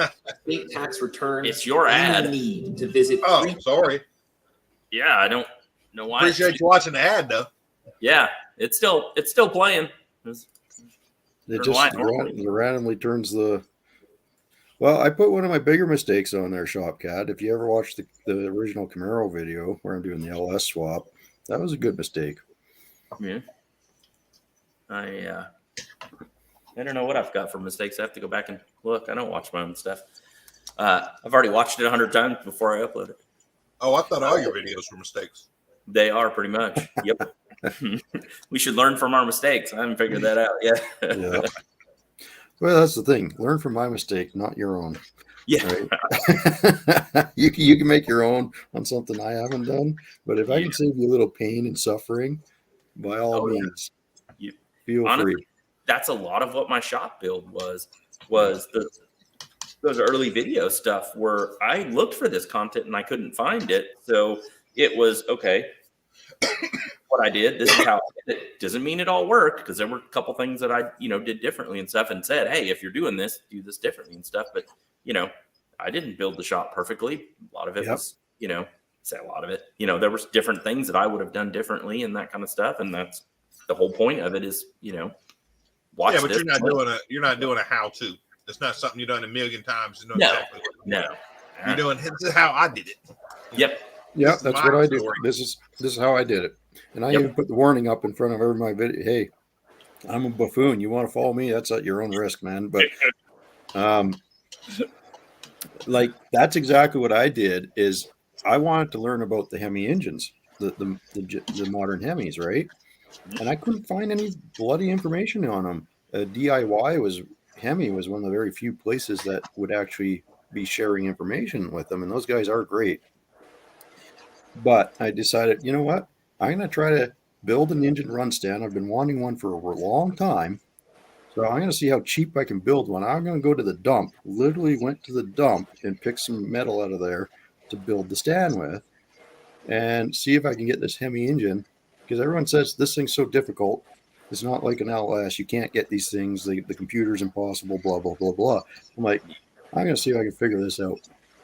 And I just started doing research and that's how my channel started. I was so bored because of COVID and everything. I was just like, I was going to do this and try to.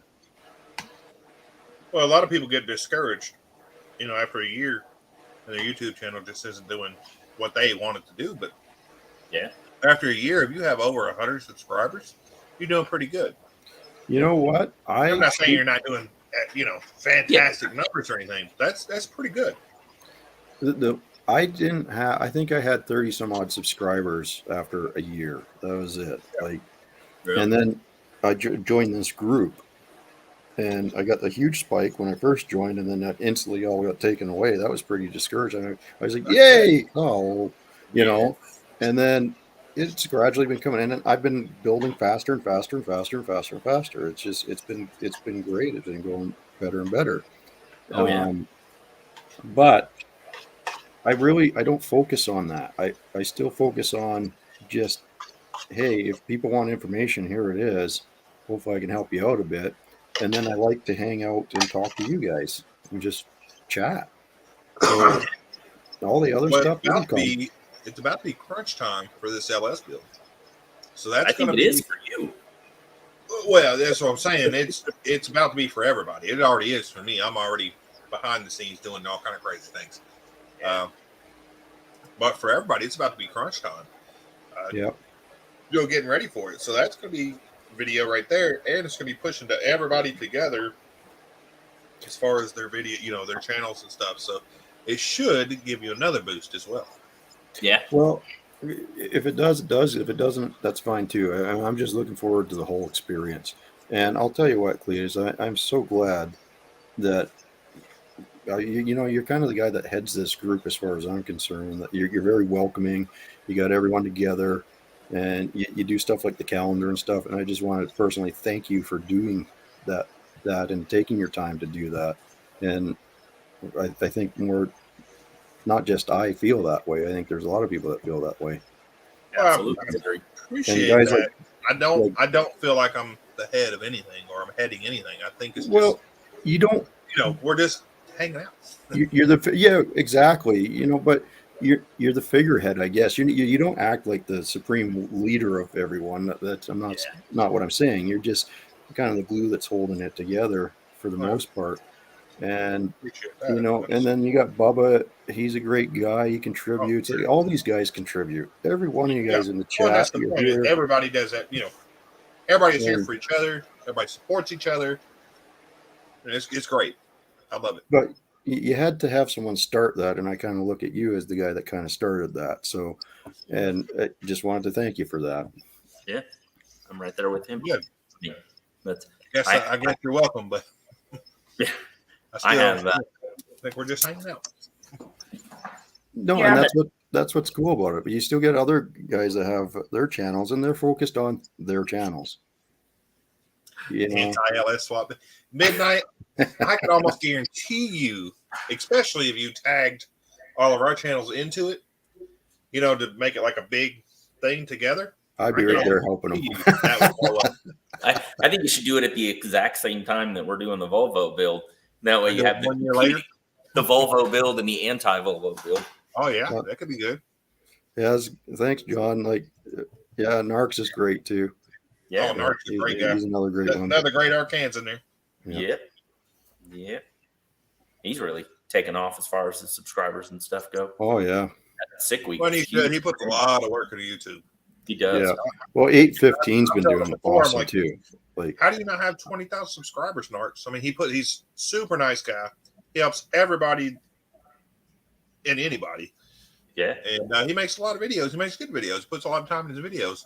I don't understand why he's not blowing up. Yep. He's getting bigger, but I agree. No, I'm glad he is. And once it hits, he will. Go up. You know what? I like to watch all these guys get bigger. Everyone in here, I can see them growing, and it's great.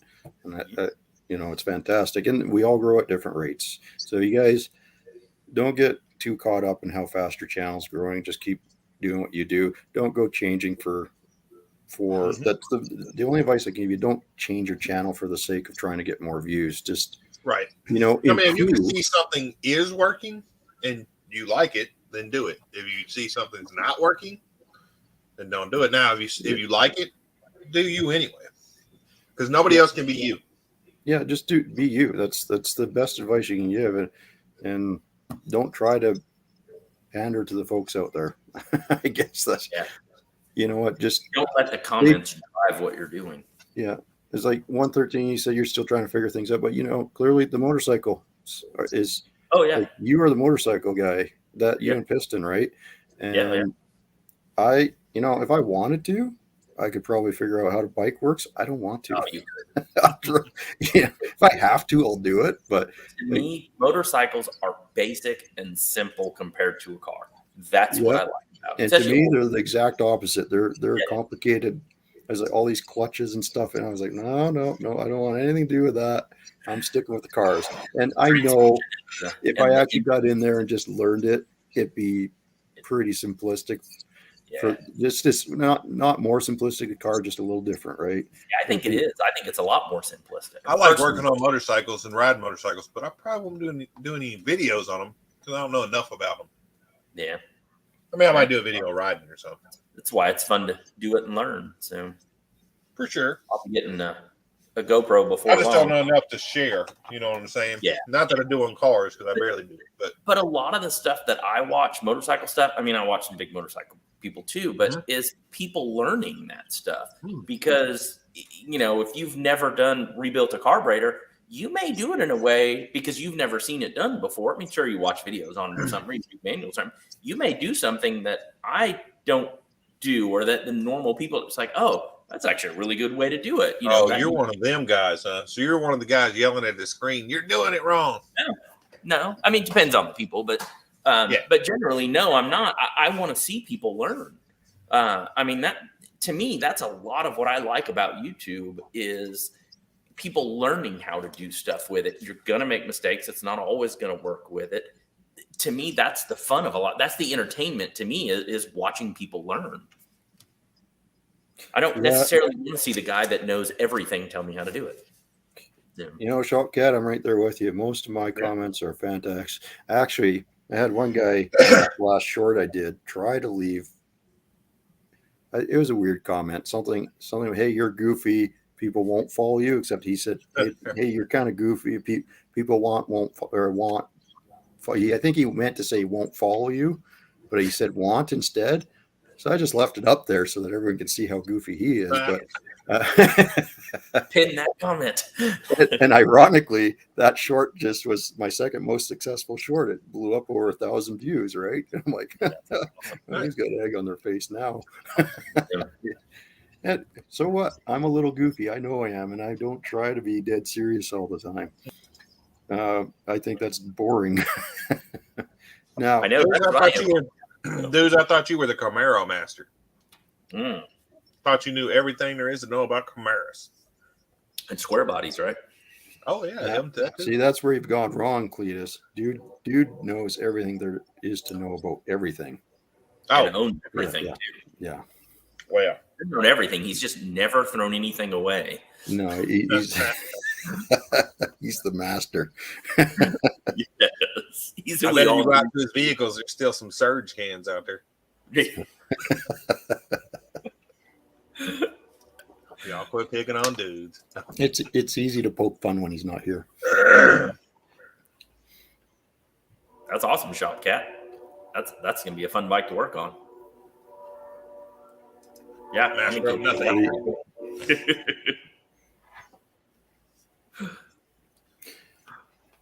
Let's say a jack of all trades, king of none, or something like that. Or something like that.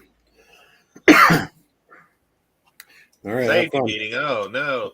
Remember, nobody moves, nobody gets hurt. Hopefully. Don't stab anybody in the safety meetings. That's what I've learned. I don't know about safety equipment. I didn't even think about that for the Volvo build. Are we going to have?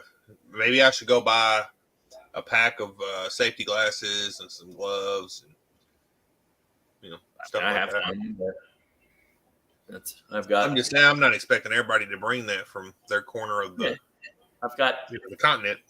3 or 4 pairs of safety glasses, pair of goggles, couple There'd pairs be of nothing gloves. to go buy a pack of them. They can't be that expensive. Maybe they raise the prices. I don't know. But the pack that I have, I got from Sam's Club for like less than $10, and it was a 5-pack. I think I messed up one of them because they worked. Dude says he's bringing all his own safety gear. Well, that's good. Okay. It's 2 hands. That's his safety gear. He's got a beard cover. I think there's going to be a lot of consumable type stuff that we're going to end up going through. I figured that we'll have plenty of brake cleaner. We got to give. We'll have plenty of towels and deep creep and other stuff. Yeah, paper towels, shop towels. We'll get plenty of them. We need to figure out. I've got an old water cooler that leaks. That I'm gonna. Hey, Brailsford. That I'm gonna put in the shop and put a jug of water on it. Okay. So we'll have. I always have water in the fridge, but if we throw other stuff in the fridge, then I'll have that. Well, I've got my Ozark Trail ice chest we can bring down too. That ice lasts for like 7 days in it or whatever. It's like the Yeti, but Ozark Trail. We can fill up this fridge with whatever. So I mean, it's not a huge fridge. So between the two of those, and if we do that water thing, they'll just be on tap water all the time. Yeah. Like that. So get some plastic cups. Cool. So if the Fraud shot. Write your name on the cup, What's up, Browser? He don't want to talk. He's muted. He doesn't know his mic's off. Yeah. There you go. I didn't want you guys hearing me clank. I was like stirring some protein into a drink. I didn't want you guys to hear the clank into the cup. Downhill Daddy don't want to hear dry mouth, so make sure you. Yeah, no dry mouth. I had to go get a drink just for him. Exactly. I found a new Mountain Dew the other day. I started drinking on. It's called. And I don't drink. I mean, I'm not a big soda drinker, but it's. I don't even remember what it's called. I'll have to go grab one real quick. Pretty cool stuff. That made me think because Dudes and Wrenches had that gingerbread Mountain Dew. Yeah. What? Yeah. Gingerbread? Oh my goodness. Dudes had that. Dudes is the bona fide TikTok star, is what he is. He is. I didn't even see him. What's he at? He had that video that went over 1 million. That's crazy. Yeah. Didn't he give up on TikTok? I thought he was giving up on it. He said that, but he didn't. He said that, but once he got to 1 million, he's like he's invested. He's good with it again. Okay. Yeah. And his intro is so authentic. Like I don't even have to be paying attention whose it is. I know it's him every time. I love it. My wife doesn't like it. it. The video that hit 1 million though, it deserved it. Like that was really cool. I didn't know that existed. Yep. Oh, the light? Bubba, you are right. Yeah, just the light. I was like, that is really freaking neat.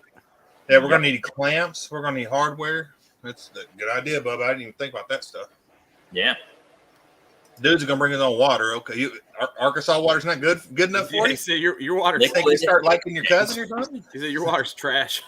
I guarantee you, he's bringing liquid death. He's gonna do it just so he can walk around and people can say, "Are you drinking?" No, we'll still always be talking about the Volvo because it's getting close. Yeah, getting close. It's a month away pretty much now. A little bit more than that, but not much. Yeah, it's coming quick. So, my question for the Mega Love shout out La Sahat Mountain Dew. Is that zero? Zero sugar, yep. Spark. Which is raspberry lemonade Mountain Dew. It's actually pretty good. Okay. See, yeah. Knows me. Yep. I know what he's bringing. There's no question. So I was looking to buy a motor stand because I can use it for motorcycle engines. But I'm looking at the Harbor Freight half ton. Okay. There's a couple places around here that have them. I guess they're clearanced out for like $75. But I was thinking about going to pick one up. Will the LS engine be fine on that? I did the comments and people said they put it on there, but I mean, it's a Harbor Freight thing. The whole reason I have the money for it is because I had 2 stools that were recalled because their welds are crap. So I returned those and got money, which I would use for something else. So, but I don't know if anybody has any experience with it. Is it the 4-leg or the 3-leg? 3. It should be fine, but it's 3. Now I gotta look it up. Well, how much does an LS motor weigh? That I don't know. It's about 500 pounds. And really, how long would it be on the motor stand? I mean, I guess if we bring it down there and if we want to do it'd be a lot easier to do the oil pan and stuff on there. I thought we were. Yeah, I thought as soon as you pulled it, it was coming straight down here. Okay. Yeah, I need to pull the intake and shave it and everything. No, that's great. That I didn't want to, start putting stuff in your shop already, but nope. I thought we were already doing that. So whenever this weather's cleared, I'll go get the truck or the SUV or whatever Yukon and bring it over here. Okay. The brakes are a little bit of concern, so it's going to take me like probably 2 hours to drive the 4 miles. Oh, really? Well, they just get hot, and I don't want to burn it. I made this trailer over here. My buddy's got to go pick up something over there anyway. I might just have him bring the trailer. Does it get hot from use? Or the brakes lock up. Oh, okay. And it just drags. So probably getting it on the freeway is a bad idea then, huh? Definitely. I don't know if it'd go on the freeway. So, gotcha. Which brakes lock up? Is it the fronts or rear? All of them. Yeah. All of them. Really? Yeah. That's the reason the guy wanted to get rid of it. And, yeah. So. Well, that's 4-wheel disc brake, though, right? It is 4-wheel disc brake, but it doesn't have a regular brake booster. It has that special brake. It's got hydro boost on it. Exactly. Yep. It's a different system, and I probably could fix it, but it's from Illinois, I believe, or maybe from. Yeah, I believe it's from Illinois. It's a little rusty. Yeah. Okay. So I'm going to give up on it, and we'll just use the engine transmission out of it. Get the front seats and all the heated controls and the center console out for Dudes, and After that, it's my buddy. Oh, I'm getting the wheels and tires off of it too. After that, my buddy's taking it to his place. And there you go. Cool. I'm with Bubba there. That dude says that the engine weighs 500 pounds. Okay. But is that a loaded weight or just the complete engine? Because the stand is 1,000-pound capacity. Well, it'll hold it either way. Like loaded is not going to be a whole lot heavier. Maybe I was about to say, even loaded, you're not going to get. I don't think you'll be fine. Yeah, it'll be. I don't think you're going to pull up another 500 pounds on it. You know. Yeah. What maybe 100, 200 at most. The short block itself is, probably closer to 400 pounds. Probably, or maybe even less actually. Well, no, it's 6 so yeah, maybe. It's a steel engine, so not the aluminum. Well, yeah, but I guess if the stand breaks, we could take it back to Harbor Freight and get another one and tell them to owe us the engine. And I say I'm perfectly fine with that thing breaking and taking it back, but not if it messes up the motor. So well, and then at that point, we'll just say, okay, well, now we're going to do the 5.3 and the 460. Yeah, that's an idea, dudes. Try that. Yeah, I mean, I'll try it. I'll know probably within 200 feet is when you'll know it. Oh, really? So I can pull it, and if it does fine, it does fine. Yeah. There's no codes or anything either. I hooked up ABS. There's no ABS codes or anything. So just disconnect your power steering pump and away you go. Well, and I just yeah. Well, I didn't want to put too much work into it. The stories on it were kind of crazy. The guy's like, yeah, I think my kid put oil in the brake fluid. And I'm like, oh, no. So I open it up. It's brake fluid. No, it's none of that. Well, the power steering pump is what drives that hydro boost system. Correct. Bless you. Sorry. The power steering works perfect. Huh. Yep. Besides the engine having a little bit of mist because it needs a coil pack, the brakes are the only thing really. The rest of it's in the rust. The rest of it, I mean, the body besides the rusted parts on the very bottom, pretty straight. Engine transmission shifts out perfect when it's not, locking up to the brake. How do you know it's an LQ9? Did you pull the PO codes for the truck? Well, what we did it's because it is a Yukon Denali. That year, I know, but that year with that, when we added all of it, it's LQ9. That's how we knew it was LQ9. Oh, okay. I forgot exactly what we did, but me and Wasted looked it up. You figured it out, because I know some did have the LQ rail code or something like that. We were looking at what to get with it. So. Yeah. Yeah. I believe that, dudes, but it looks like regular old brake fluid to me. So, but I'll try pulling the fuse, and if that doesn't work, then I'll just have buddy pull it over here for me.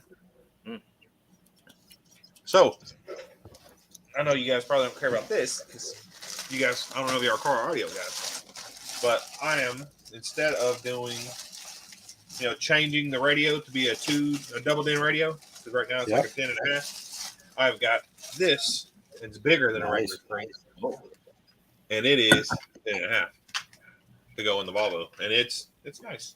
What's really cool about it, when it first comes on, it says VW. Oh, that's the one you were talking about. It came out of that truck I sold. So instead of doing this big boy with a DV player and all that we don't need, we'll do that. Nice. And I've got all new speakers and everything for it. I got a sub right there and an amp and everything. So. Sweet. Like, nobody cares about car audio. They won't care about any of that, but it's still shiny, fun stuff. Well, that screen's gonna look cool in that old Volvo. I like that. Pretty big screen. I forgot how big it is, but I think it's a 10-inch. She said. Well, you know what? If we don't get it going, at least you can look good and sound good not going anywhere. Exactly. It'll look good and sound good being pushed from my house down to yours. Oh, we can hook it up to the ridge line and just pull it down, right? Yeah, we can do that. That's not a problem at all. Yeah, plenty of people here. Trying to pull it. So you were talking about car show stuff. Yep. And road trip stuff. Have you looked into any more about trying to find a place to go? No, don't get me wrong. I would like to go to. I think it's just going to be better just to go one local because I'm going to be taking it to plenty other ones. Yeah. I think the roadkill version of it makes it a lot more fun. Yes, but I'm going to be making plenty more videos on top of that, if that makes any sense. So I'm going to be traveling more. One day maybe I'll paint it. One day maybe I'll do some other stuff, but definitely going to be traveling with it soon. So, well, I think we'll get it running. We could take it to that Cars and Coffee event. I mean, that's 20-30 minutes. I mean, yeah. And then 20-30 minutes back, that's an hour. Then we could do, I mean, you're, all that good stuff with it. But we could also do NARCs on Sunday if, and just not do a car show, just go up there and see him. Correct. That'd be fun too. Yep. Yeah, that's what I'm thinking. We get it done. I just didn't want to drive. The only car shows were either above NARCs, like to the middle, or way over by Cersei, which is the other way. So I didn't want to put us, people that are going home. I didn't want to put them out of the way. Well, I was just thinking if you found some, do the car show and then go up and see NARCs. That might be perfect. Yeah, the ones that are up north, they're on my way home.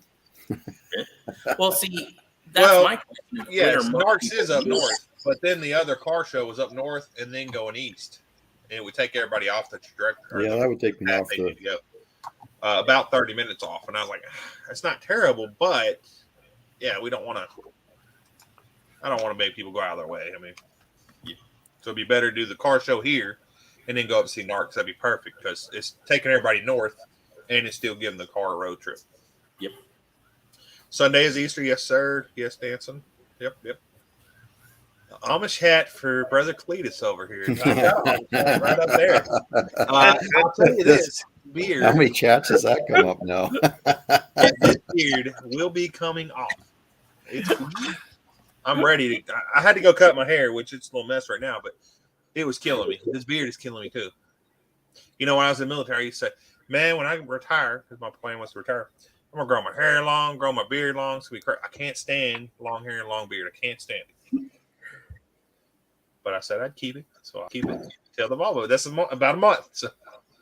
Thank you, Bubba. So engine stand should be fine. So yeah, there you go. When the weather clears up, I'll go buy one. I need to go with you then because I got to buy a hoist. Well, they're not available locally. As far as the local store doesn't have the engine stand with it, I'm gonna have to go to Jacksonville or Benton or Bryant. It's clearance, so I'm not sure. Oh, I got you. Yeah. I went in the store. Online and have them shipped to you? I don't know. I'm afraid it would. Yeah. No, it says in-store only. Available online by March 14th, but I'm not taking it. I have a gift card now, so. Well, and being a month away, that means we got to start pulling an engine sooner than later, too. Or I guess I do. Yeah. Well, and the main reason I want to get it, I mean, is because like I said I have that gift card, so it's only going to cost me, $10 or so. Nice. I mean, there's two chairs. I actually think I paid like $14 or $15 for one of them, and I got like 35 for it, or 30 some bucks for it. So, and the other one was given to me. So, and it didn't crush you. So, yep. Well, it's that same chair that you gave to Blake. Oh, is it the chair? Yep, that chair's recalled. The updated one, the one I had was updated, right?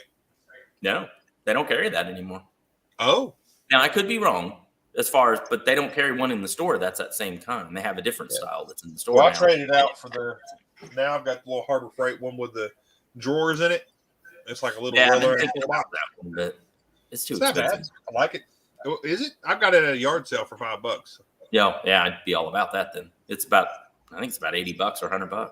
Yeah, need an engine hoist. I haven't bought one. I'm gonna go buy one. He's buying an engine stand. $650 now. I'm looking closer, 950 pounds loaded with super. Yeah, I bet. You got that big boy engine now. Yep. Big heads and all. Yeah. Keep in mind that when you're buying the engine stand, you need to know what weight, as far as that you're planning on using it for in the future, because they have. You mean the hoist? Yeah. Sorry. Okay.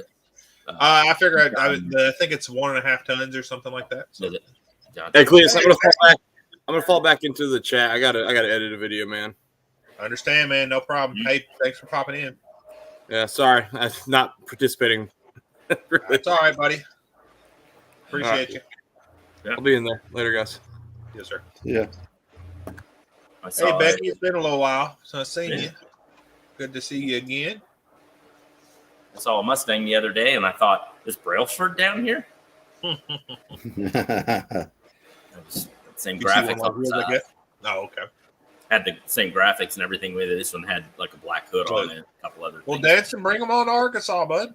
Yeah, I'll take an engine hoist and engine stand. Come on. yeah, we need both. We spend that money on something else, or I can just give you money for gas, I guess. Yeah. Well, it's funny. The engine hoist I have, it's got you can use it manually or you can put air to it. It'll actuate the ram either way. So Really? it's for semi trucks then, right? For heavy engines, right? No, it's just a cherry picker for a car or truck engine. Really? But it's a pretty slick unit. But it came from Princess Auto, which is the Canadian version of Harbor Freight. Sure. And they pretty much carry the similar stuff with maybe change the label on it for up here, with some of it's almost absolutely identical. But the funny thing is, when we bought it, Buddy's like, "Oh, you'll get maybe 5 uses out of this, and then it's garbage, right?" And Sure. it's like, well, it's okay. We just need it for at least once for now. I have used that thing probably over 100 times now and never had to service it. That thing is rock solid. It's fantastic. And I love the fact that I just hook it up to the compressor and hit the button and up she goes. And when I want a little more I don't control, mind jacking them up and stuff. That's not too bad. It would be much easier if it was pneumatic, though. yeah, it's because the nice thing about it, you don't get it bouncing as much either, right? When Oh yeah. it's nice and smooth. It just comes up nice and smooth, but it's Just bring great. that with you. Yeah. Well, if I was bringing the truck, I would. Yeah. But the bad. truck would cost a fair bit to drive Yeah. down there. Yeah, we'll have the engine pulled by then, so we'll already have. Well, I was thinking I'd buy the cheapest engine hoist that I've seen, but the problem is I know I want it to have handles instead of trying to grab it.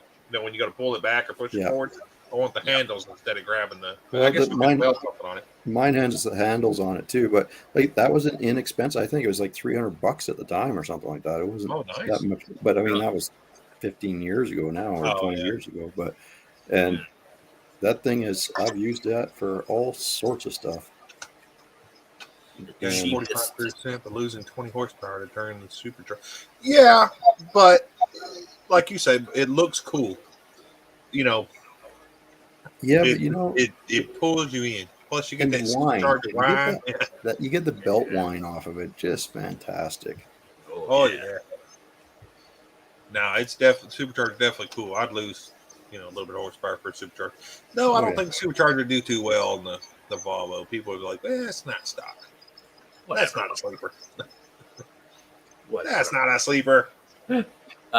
So it looks like the engine hoist that the Hazard Fraught carries there is a 1 ton. That's their cheapest one for $229. Oh, it was on sale the other day. I should have bought it. Yeah, everything was on sale, wasn't it, this past weekend? Yeah, I guess so. Dang, I thought the sale was going to last longer. 10%. Oh, So it's only already- 1 ton? Yeah. Oh, okay. Well, I think the That's one the I have is cheapest. They have a 2 ton. 1.5 or 2 ton. I know Yeah, they have a 2 mine's ton. got It's 3 different $400. positions, and if you put it the farthest out, then it's a half ton. It's 500 pounds. 1, 2, 3, 4. Yeah, they have a 1 ton and a half ton. They're pretty much identical, foldable shop as far as looks wise with it. 4 position. Oh, they don't have a 2 ton or anything? They have a 2 ton, a 1 ton and 2 ton is what they have. Oh, I thought you said 1.5. Sorry. How much are they on Amazon, I wonder? Oh, too much. Mhm. Yeah, no, I'm not paying that. Well, shipping's gonna kill you on those. Yeah, shipping will be. Well, I was looking at the free shipping on Amazon. But... Yeah, but they add the shipping into that. Oh, well, the price is way too much anyway. I can buy one cheaper. Yeah. I wonder. I've never pulled a LS engine. I'm wondering, where you hook it up on them. I mean, Well, if you take the intake off, you got a few options. So Yeah, I guess. Yeah, I could take the intake off. I got to take it off anyway, so that might be the easiest thing to do is just take that off. what I normally do is I just hook it to a bolt on the front corner and a bolt on the back corner of the head, Usually there's grounding strap or weather bolts in the back of the head. The other thing you can do is you can just wrap something around the exhaust and hook it up that way. There's a few ways you can do it. Depends what's easier for you to get at. You're lifting it off the exhaust pipes? Yeah, off the exhaust manifolds. Oh, okay. Gotcha. Okay. Yeah, that makes sense. I was thinking the single pipe down before. I was like, that's not going to wait. But yeah, manifold makes more sense. No, I've wrapped it around the exhaust manifolds, like stuff like that. There's a few different ways to do it. Well, but if you take the intake off, you got lots of access to get to something. Well, when I'm pulling it, I was going to pull engine and transmission, but since we're not using the transmission, I'll probably just unbolt it and pull the engine itself. Yep. No reason to pull the transmission if I ain't going to use it. So. Yeah. That's very true. Yeah, if it's going with the truck, then don't worry about it. Have you figured out the transmission yet? What you're going to do? No. No, I'll probably just buy one of the ones that has the warranty and everything on it. Okay. I was going to see if I could trade for this and that. We're going to be on time constraint. I think I'll just buy one with a warranty and be done. Yeah.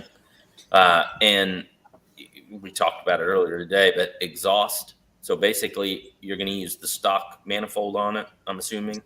And then, no, it has to go to headers. Yep, I think they were shorty headers or something like that. So it's probably headers. So it'll fit with no issues with steering or anything. And then from that, we'll have to figure out how to get that hooked to the stock exhaust, because stock exhaust is going to stay. Because it will hold it fine. It'll be quiet, but it'll hold it fine. It's big enough and everything. Yeah. So that's all we got to do is figure out how to get from the headers to the. We could either build something or find something that bolts on or whatever it may be. We don't have to do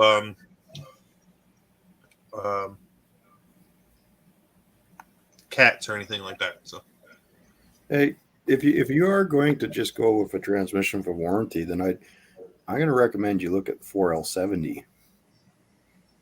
Okay. Because it's got the size of the 4L60, but it's got almost the strength of the 4L80. I wonder how much I can buy a 4L70 for. That's the only thing I don't know. But if it's going to cost less than a 4L80 or around the same price, it might be, because it doesn't have the losses. Makes sense. Yeah, not too bad so far.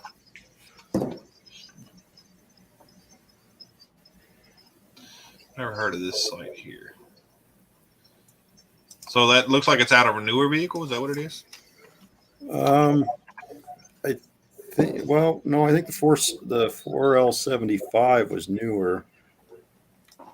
So you said a 4L70, correct? Yeah, I can't remember what years they used that in. It might be, but they used it in the Chevy Maxes and stuff like that. 4L70E transmission. Let's see. They're actually cheaper than the 4L80s. Really? Yeah. With a warranty and everything. Does it bolt up? Say again? It should bolt up, right, to the 60. And they put the 6.0. And they put those behind the 6 liters and the 6.2 liters. Really? Oh, never mind. I was going to say where it starts getting real expensive is when it goes 4-wheel drive, but we'd need a 2-wheel anyway. So yeah, it almost doubles when it goes 4-wheel drive, but so that might be something to look into. It's just a suggestion. It might be something we can do. Well, I need to. My biggest thing would be if I did that. Yeah, see right here, it come out of this one came out of before it was rebuilt. An 08 Trailblazer SS. Yeah, there you go.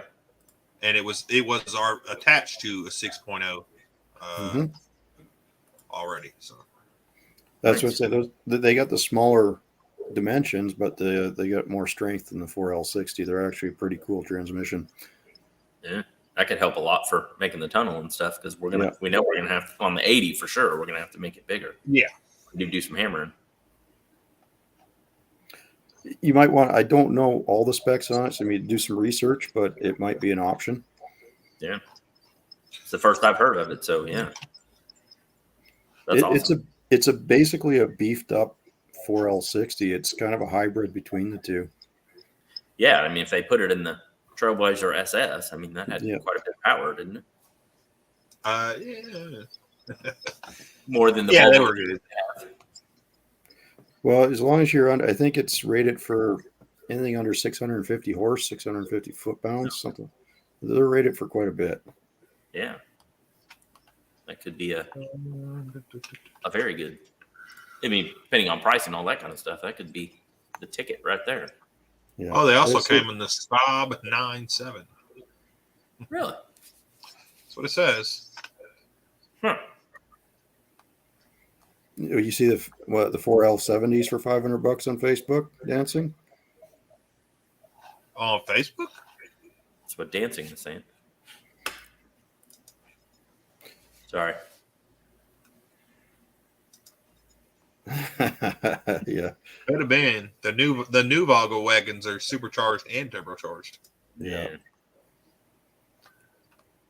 Really? Hey, I'm gonna run in the house. I'll be back in a few minutes. Okay. Thanks for warning us.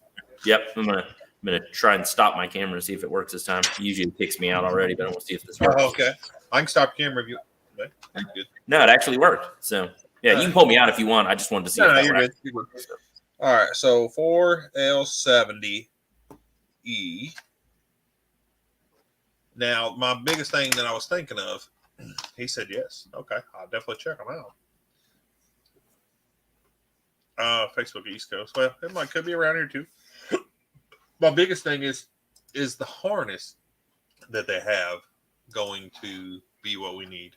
Well, You know what I'm saying? Will the Harley harness be plug and play for the 70? Well, that's what I'm saying. We'll have to do a little bit of research because I'd imagine the 4L70 is more like the 4L60 in the harness configuration, but it shouldn't take I think you can even repin the 4L60 harness to work on a 4L80, so it shouldn't be that hard to.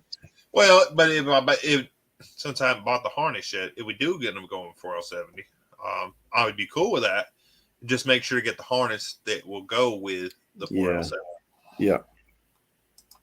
So, but it's another option that might save some money and some effort on our. It might fit in the tunnel better, right? yes, for sure. Give us more room, and if they're cheaper, So the bonus. as long as they're going to hold up fine, which I think it will. I'm not hauling anything heavy or anything. So, mad. Well, I think basically they might have the upgraded sun shell in it and an extra clutch disc or something. They're just beefed up a little bit. 4 speeds, so that's different. Well, I guess they were all 4 speeds, huh? Who's this clown? Oh gosh.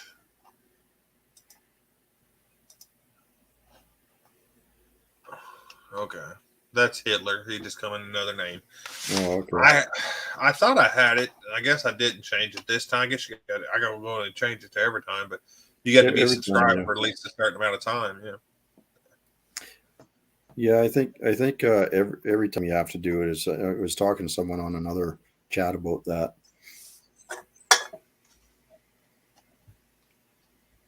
Wow, people, man.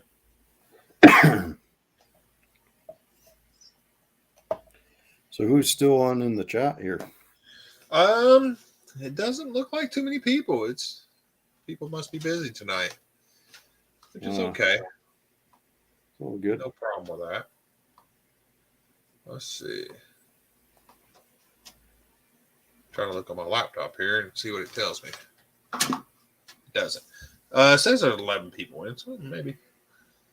Dancing, I think he might still be there. Becky, maybe. John Hooper's still here. That's cool, brother. I bet Bubba's still here too. Corey's here. He's just listening. That's no problem, brother. Yeah, there's still people here. That's cool. I bet you people are tired of hearing about this Volvo, but it's really coming up finally now, and it's about to start happening real soon. Dancing, scanning Facebook. Cool. Oh, okay. And Bubba went to Facebook. Well, there you go. That's cool, Bubba. No problem, brother. Yeah. So, do you have a Facebook, Mongrels? Yeah, I have it. I have one for Mongrel's Garage and one under my personal name. Personal, yeah. Are you in the Facebook groups and all that for YouTube channels? No, I'm not actually. So They don't really I don't even know how that works. It's mostly people just dropping their links, but there are some good ones out there where you get people to help you and stuff, or you help them. Yeah. So John says he likes hearing about them. Well, I'm glad, John, because I feel like I've been talking about it for months, which I guess we have. Yeah, pretty much. But it's actually coming up now, so we got to talk. Yeah, about it. not much longer. That's for sure. It's kind of crazy. Really. It's coming up fast. Yes, for sure it is. I still have a lot to do, but this month I'm going to be hustling and getting her done. Well, even I got to start thinking about how the trip down there, where the path I'm going to take, where we're going to stay, where the kind of checkpoints to make it to, stuff like that. And I got to figure out what cities I should avoid, what areas I should avoid on the way down, and stay clear of. But I don't think there's on the interstate you shouldn't have to deal with much of that. There shouldn't be too much, no. Right, of having to avoid stuff. Shouldn't be. I don't think I'll be going through anything too major. I don't know. Well, especially if you just come over and come through Minnesota, Iowa, Missouri, and then hit Arkansas and do it that way. I don't know how the Canadian roads are laid out or anything. But the interstate. Well, I'll pretty much be starting out in Montana. Essentially, Oh, really? So yeah. So you'll probably go through South Dakota. Yep. Down through Kansas. Corey says, "What part of Canada are you in?" I'm in Alberta, southern Alberta. Alberta. I've done that drive. Snyder on your way. I think he's in Alberta somewhere, isn't he? There you go. Who? Snyder. No, he's in Winnipeg. Oh, why did I think he was in Alberta? Shopcat's in Alberta. He's in Edmonton. Oh, okay. Just go around Oklahoma. It's just long. Well, that's they see you, Bubba. When they see that you left, Bubba, or go out over to Facebook or whatever, they, what they say when the cat's away, the mice will play or something like that. There you go. That Eagle Eye Bubba's not here. Old Bird Dog Bubba's gone. We'll come in here and start posting spam. So did it happen again? I guess I didn't see. Oh yeah, I guess I was gone for that Hitler. one night. Yeah, we had Hitler jump in. He was under. Oh, was it really Hitler? Oh, well, it was a different name, but the same person. Gotcha. Wow. Yeah, I see the deleted messages now. That's What day do you leave to make it there from Alberta? It looks like I take the I-90 east. Okay. Just go around Oklahoma, eh? Okay. That's what John says. It's very long, as is Kansas. If you go through Kansas, Oklahoma's okay. I don't like all the toll booths in Oklahoma. It's like, for what? These roads are shit. What? I don't remember there being toll booths on 40 though. Really? Well, there might not have been on 40. It says I should go. It looks like I go through Montana, South Dakota, kind of split Nebraska and Iowa. Yeah. Okay. And you come straight down through Missouri. Down through Missouri. Yeah. Missouri. Yeah. And then right in the center of Arkansas. You'll go right through Sturgis, South Dakota. That's a good solid day's drive from Sturgis to here. Okay. When we go to Washington State, that's where we stay. Well, I'm going to try to leave a little earlier on Friday and get down to Billings, Montana. It's hopefully not too late Friday night. I'm going to find a place to stay there, and then from there kind of head down and maybe do one more stop. So should be down there Sunday afternoon-ish, I'm guessing. Okay. Do you know where you're staying when you get here? I need to find that out because I'll probably have to provide that information when I cross the border. So even if it's just your address or whatever, we can do that. If now what I need to do, what's up, Chef Shade Tree? So what I need to do is reach out. In fact, I'll call them tomorrow. Reach back out to the sponsor, the other sponsor besides Bubba, and see if they are going to sponsor. If they are, they need to get on it. If they're not, we'll go from there. But if they are, then I figure they can pay for everybody's B&B, Airbnb or whatever, and rent a house around here. It's not too bad. Houses are pretty cheap around here. So Sounds good. now, if they're not going to sponsor, then we'll go back to the shorter budget. And I'm sure I can help y'all find an Airbnb around here, but I don't think that'll be bad. Well, you know what? I was planning on covering it myself anyway. So if I have Well, it'd be nice I don't, if they even better. Yeah. Libby, Montana, Missouri. There you go. Yeah, originally, me and Cletus had talked about when we went up to Iowa, we were, it kind of sounded like it would work out well that everybody pays for one night at an Airbnb. And Yeah, split it up for everybody. And that might be what y'all do here between, dudes and mongrels. And that might be the best way. Yeah. I mean, I have a yard. You're welcome to throw a tent in it, but I'm pretty sure the dogs are going to take it down in the middle of the night. Well, I've got the car lot out there that's, be nice camping. No? Oh, yeah, No. yeah, Camp in my yard or camp at the park, one of those. Okay, all right. There, but yeah, you don't want Camp at the park? Yeah, no, if I'm going to sleep under the stars, My it's got daughter's to be dad. 4 or more. Say that again. If I'm going to sleep under the stars, it's got to be 4 or more. 4 more stars? Talking about hotel, 4-star hotel. Oh, He's camping at that 4 stars. yeah, I get it. I'm trying to say I don't like roughing it, is what I'm trying to say. Well, and it would be, I've got somebody that's already staying in my spare room, and then, so it would basically, super small. yeah, if you wanted to stay, you could camp in the backyard, but then of course you'd have access to the house. Hey, No Name Nationals, I'm camping, and Yeah. I know 113. You're talking about going with me, or we riding Oh, I'm together. camping. There's probably not going to be anywhere to take a shower there. So that next day we might be a little right. I thought he said they were going to have shower trucks there or something. They might. I thought he did. That would be nice, but if not, we might be right the next day. But it'd be okay.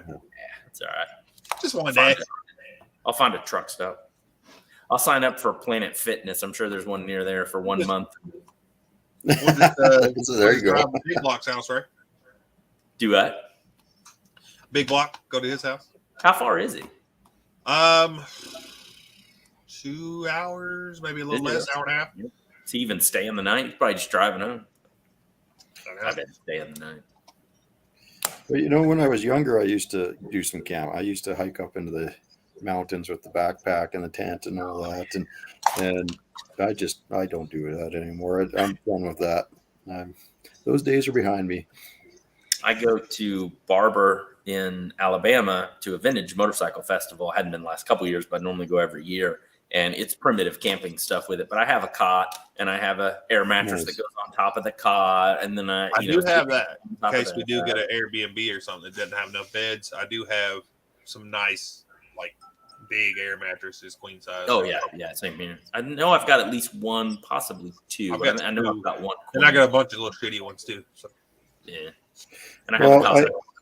I do have my 75 Dodge Venture motorhome, but I'd have to evict the mice, and that thing gets like 2 miles to the gallon. Yeah, that would be some money right there. And that just It would be cheap. Well, and I think,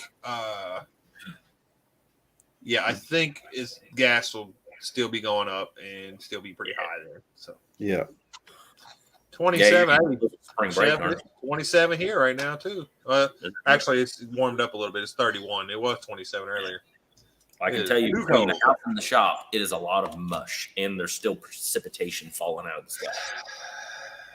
I went out with a rake and scraped the slush ice stuff from my house to the shop so that I would have texture walking back and forth.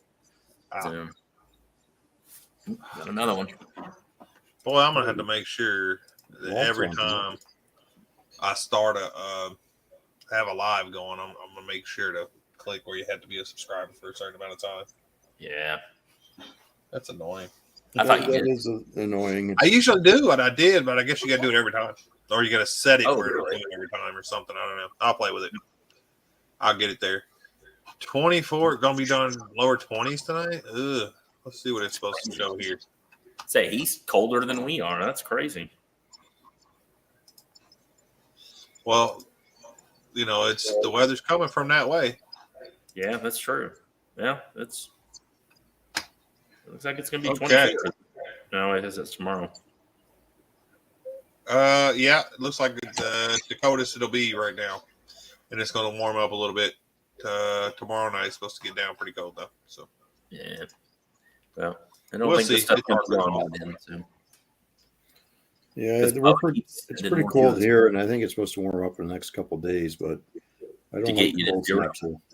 So. So that's just the cold snap. The -20 is for you. Yeah, that's a cold snap. Like Okay. this time of year, like Thursday. Oh, We're who got supposed to who got the spammer? I didn't get him. Oh, okay. Friday. Bubba said you seen it before me. I didn't get him. I just Friday happened we're to- supposed to be back up above freezing. So So is that normal for you? As somewhere around freezing, or do you generally? yeah, this time of year, but it can vary. Like we've had it where it's 70 degrees right through Christmas to New Year's on some years, right? Just a Chinook rolls in, and I was driving my convertible around enjoying the nice weather. And other years it's like completely frozen. It's minus 30 degrees. It varies. Could Now, go either way. Dancing WTF is retiring from the Navy. I guess they're kicking him out. We could start saying that. You're gonna get kicked out of the Navy. Yep, he can't Let's see, stay in Bubba. anymore. Yeah, Bubba. For as much as you get paid for doing this, man. Oh, never mind. You don't get paid for being our month. Yeah, maybe. I'll leave the next one alone. I just happened to be looking at the chat when that popped. So. Yeah, shoot. Usually he's on it. A few times we've hit him at the same time. I was on the live with Bubba one time, and I went to block somebody, and by the time I clicked it, I was already blocking somebody else. By the time he Was it Shopcat you blocked? No, I can't remember who it was. It was somebody like that, but yeah, I can't remember. Yeah, Didn't you block Smurf one night too? maybe it was Cement Surfer. That's who it was. oh, was it? Yeah, maybe I don't remember, man. I don't know. Yeah. I don't know. So, Mongrels, do you have any questions about the area or the shop or anything like that? It's a pretty rough area. You might want to bring your gun. We get like there's a what we farm. get, There's always kids in my house. you get like 2 murders every 5 years or so. It's Yeah. Yeah. That's, No, that's not as rough as here then. now if you go to Little Rock, it's a little rough, but it's really bad right now. where we live here is. And we have 3 colleges in town and 2 very large colleges in town. So, I was going to say we have more than 3 colleges actually. We got well, I don't count the Barber College. You don't count them? No, I count got the universities. CBC, the Christian Baptist College, I think is what it's called. Yeah, Hendrix College, the Harvard of the East, Hendrix, West, whatever it is. Art College. Hendrix, and then we have the University of Central Arkansas here, which is a very large college. So. Yeah, it's a pretty big college. Hendrix is pretty big too, though. Actually, It is, yeah. It's an Ivy League prep school. A lot of hippies there. you can say that. So They call it according to art this, college. the drive's about 1,900 miles then. You can do that in a day. Probably. That'd be pushing it. You got 2 people, better shot at it. Well, I might Is have your two buddy people. coming? Yeah, I might have my buddy coming, so we'll see. Is he coming down to hang out with the build and stuff, or is he going to be doing other things? Or It might be a little bit about, like, if you guys are open to having him on the build, I'm more than happy to have him on the build. But As long as he don't mind holding a camera or a wrench or something. yeah, no, they're good guys. They've both been on my channel before too. Oh, you're talking about 2 guys? That was Possibly. right in my head. Maybe 1, maybe 2. Don't know. Yep. Just keep I me think awake we'll on the be way fine down. more the merrier. But he wants like to a find cooker. he wants to find a Torino or something. The one guy, right? So The Torinos, man, usually them are a little tough to find. Not saying you can't find it, but they're a little tougher. but he I wants don't to know why. check out the junkyards too and see what's down there. Like we don't have the junkyards you do. We just don't, We right? don't have much here. We don't have that many. Yeah. Well, when There I are say you private do, junkyards. There's one in Jacksonville. There's one out there, which is like 40 minutes away. There's one out there by Big Block, the one we walked around. The That's one in a- Jacksonville is a private junkyard too, but well, when I talk about that, we don't have any classic stuff. yeah. Really. There's nothing around here. Absolutely Well, nothing. right now everybody wants to charge a bunch for classic cars. I say They that do. there's a couple that are cheaper. But. So Well, you gonna pull something back if you buy it, or he gonna try to drive it back? Well, he wants to try to drive it. I'm like, I don't know, That's what he man. buys, I guess. Well, That's pushing it because depending on how long the build goes, we only got a few days to get back. And Well, the good thing is he's not worried about a title. So Yeah. here in the United States, you got to have a title. yeah, So without not having a title, that drops the price a lot on vehicles. well, I think that pretty much eliminates the junkyard that we walk through with Big Block because there's nothing in there that's drivable that quick. and then so can you still drive it without a title though? Like how's it? Bill of You sale. just get a bill of sale and some permits. Yeah, then and you there got go. 30 days to get tags on it, which he'll Would be give back you 30 for. days to get out of town, basically. Yeah. And if we needed to, I know for sure we could run it through my dealership to give them, like a temporary tag, even if like a drive out tag. I had to charge them a little bit for the fee, but I think it's like $25. It's not bad. Oh yeah, that's fine. We'll figure it out. See how it goes. You know how best laid plans. Right? Oh man, I'm telling you, how many times have we shoot? This is what the third or fourth shop we was looking at. So I might The still end only up flying thing- down there. Who knows? The only thing that stayed constant has been it's a Volvo with an LS. That's it. That's the only thing that stayed constant. yeah, you're supposed to have insurance as well, classic, but Well, most insurance companies like our stuff with it. Whenever we buy something, we just call them with the VIN. They add it on. It's usually not that expensive to add on. Yeah, we can pretty much do the same up here. Excuse me. Yeah, you just give them the VIN, get some insurance on it. Yep. And then you have to get an inspection later, but you got so many days to get that done. classic ride. Have you decided if you're doing the No Name Nationals yet or not, bud? Yeah. That'd be cool. That's another one I'd like to come down for. I'm gonna. It's gonna be a blast, man. But yeah, that'd be kind of hard for you, wouldn't it? Coming down in April and then coming down again in September. Yeah, it might be, but it's only like the No Name Nationals is how long? It's September 30th and 2 days, right? October 1st. Yeah. So it's kind of a weekend thing. Yeah. So if I could fly down, then maybe I could just fly down, check, just hang out, and then fly Sure. back. Yeah, Oh yeah. for sure. Yeah. You wouldn't have any trouble with somebody you picking can you up. fly right there in Memphis. Big Block can pick you up, bring you over there, hang out. He'll bring you back because it's not that far from. Fly Yeah, right so out of Memphis, which is a major airport. if it's a weekend thing and I got the scratch, then I might try to make that too. That'd be cool. That'd be cool. I'd really like to make it down for that, especially if you're gonna have the Volvo there and stuff like that. It'd be kind Oh, of cool. it's definitely going to be there. Wasted's supposed to have 1 or 2 vehicles there. Yeah, I'd like to see that car too. Yeah, Yeah. 113. I'm saving the video. I haven't watched it yet. Motorcycle but- there. Yeah. And pull it back. We're gonna pull Who a else trailer is with the gonna be there? Volvo. Oh, Big Block's going to be there with 1 or 2 vehicles. His brother's going to be there. There's that's a lot of right. people Yeah. there. Bubba Ayers is trying to come. I think he's going to be able to make it. He'll get 500 subs by then for sure. Oh, So yeah. his truck might be there. It's going to be Dude's pretty cool. Renters coming.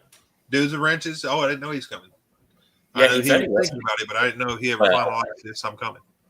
I got the impression he was coming, but I don't know for sure. And we don't have inspection here, so that's Yeah, we don't have. Yeah, and even in Texas, you still got 30 days before you have to get all that finished up. So they'd be home before then. Yeah. Well, hopefully. Depends on what you get. Yeah, I'm sure I can get you some drive out tags. Like I said, I don't think the fee's too much, and then you should be able to drive through every state in the United States without Yeah, and then nobody to mess with you. just got to figure out how to cross the border. But he's done that before of his Mustang, so he kind of. Even if you had to rent a U-Haul to take it across the border. Well, the 69 Mach that he has, which I do have one video of it on my channel. We've been building that thing for years, just picking away at it. But when he bought it, it had a tree growing out of the engine compartment. We had to Nice. Yeah, That's the good ones. cut the tree out of it before we could actually. And the guys the guy that sold it to him says, "Oh, you just throw an engine in this and drive her on back." It's like he gets down there, there's this big tree growing out of it, and it was rough. It was rough. I was like, "Just drive it back, huh?" Okay. Is that all on the video? No, I wish that was way before I Or- started the channel. That was Gotcha. back in like 1998 or something like Oh, that. shoot. Yeah. We brought this thing 98. back up. Long time ago. Yeah, it was a long time ago now. Yeah. It would have been great to catch all that. Right now, I think like we put a 351 Windsor back in that car because it had the 351 with the 4-speed top loader, and the engine was kind of rebuilt. We bought it from a guy. We threw it in there. We didn't really know the full condition of it. We did get it running. We broke it in. So we did the, 2000 RPM, half hour for the cam and all that. The car's just sat so long. I think it actually flattened the lobes on the cam again. Damn. We'd only fire it up once in a while, move it, and now the thing won't run worth a hoot. So Yeah. we tried changing the carb and everything on Still it. Mustang. Yeah. Dancing, you don't have to have. There's no inspections in Arkansas. You can purchase something with bill of sale, but if you want to drive it on the road, you have to have a title. We were saying since they're going to Canada, they don't need a title because they don't need title. Well, and here's a little bit different for inspections too. Like in Alberta, we have inspections, but we have what's called an out of province inspection. So if you're bringing the car in from someplace like the States or a different province, and that's fairly recent within the last 5-10 years that they brought that in. But then you have to get a kind of a minor inspection done. You gotta check over the car, check your alignment and stuff like that. And we also have, if the car is older than I think 13 years old, we have a basic insurance inspection, and some companies will get you to do it, some won't. It's really up to you and your insurance company, but it's just like, do the lights work? Do the horns? Does the horn work? Stuff like that. It's pretty minor. I wasn't old enough to do the inspections when they had them here because they ended in '97, and I wasn't even close to driving in. But I say that I drove like 4 years after that. Was it But 97? Really? I thought it was later than that. no, in Arkansas it's '97. Or earlier than that. Well, 97 was the last year that's the last inspection sticker I was seeing anyway. I thought it ended in 97. I might have been wrong. Well, I moved here in 96, August of 96, and I never had an inspection. So then maybe they ended it in 95 or 96, but they still had inspection stickers that were good or Yeah. something. I know 97 is the last time you'll see one from Arkansas that says a 97 inspection. But apparently the one reason they stopped it because, you were just paying somebody to say, yeah, your blinkers work and your car stops and your tires aren't bald. Which that's exactly what it is. It's a money grab essentially. So and then a lot of these guys, it really depends on the mechanic you hit. Like some of them, oh, you got pitted rotors. Who freaking cares? Who cares if the rotors are pitted? Yeah. Have you not heard of vented and disc and drilled and slotted brakes? Drilled and slotted brakes? Man, like who gives a crap if they're like, I mean, if they're thin as a razor or something, sure, okay, I get it. But you got railroad tracks in them, or you could say, hey, but you don't fail the inspection for that. Just make a note, right? Yeah, like, hey, you need to get this done. Yeah, sure. Okay. Yeah. Well, and a lot of the new rotors, you can't even turn them. They're so thin. So well, they don't recommend them to turn anymore either. Oh, really? Well, and they're so cheap. Like, exactly. They are much cheaper now. But and I only know one place in town that does them still. So well, I can go. I'm not saying this is high end stuff, but for your daily driver, it seems to be fine. You go to Max Brakes, or you go to one of these other Auto Shack or whatever. You can get Auto Shack. You can get drilled and slotted ones usually for $50. Well, yeah, you get a whole set for $200 with rotors and pads, right? Yeah, front and back. So why the hell would you bother turning them? Yeah. Yep. Well, the turn them is like $5 or $6, but most places don't turn them. Not up here. So you find somewhere. Oh, really? Well, because you got to pay for the shop labor. Oh no, the parts store doesn't here. Yeah, no. The only place that does them is a parts store. Oh, the only place up here that does them is the mechanics. And now you're paying shop rates for that. So now, yeah, you're definitely not. Yeah, you're definitely losing money. Just not worth it, man. Well, here, like I said, it's 5 or 6, but I've only had one that I've went in there and they turned them. The other ones they're like, no, they're too thin to turn. Yeah. Like they're brand. I mean, it's never been turned before. Like it's too thin. So they put the little meter thing on the little clamp thing or whatever. Well, brakes are one of those things where you can spend, like I said, $200 for a set or $5,000 for a set. Yeah. What do you want them for? Yeah. Well, if you're doing something crazy, you go get Bimbro or Willwood or whatever. Yeah. If you're doing your daily driver, you get, like you said, Auto Shack or. But I mean it stops just fine for daily driving, right? They might wear out a little bit. So you got a choice. If you're changing them yourself, who cares? It's $200. I got to change them in 2 years instead of 3. I don't care. I understand. I understand the need for inspections, especially like in places where they have a lot of rust and stuff. Because I'll tell you, when I was in Iowa, there's some cars on the road there that I'm like, how is that even rolling? Yeah. But like here in Arkansas, the inspections don't do much. It's just a money grab. When you pretty get too much many good old boys doing it. Yeah. So they're like, don't worry about it. I don't care. That's But my yeah. Yeah, definitely. If you got an older car, you can still turn them for sure. The Chinese crap. But if you're driving a newer vehicle, it's already got the crap on it anyway. So, well, like I said, my truck, my Honda, it says specifically, do not turn them. I can see that. I mean, that's how a lot of them are now. It's just new material, and they don't warp as much with it. So well, they're bigger now, but they're thinner now. They're lighter, they're thinner.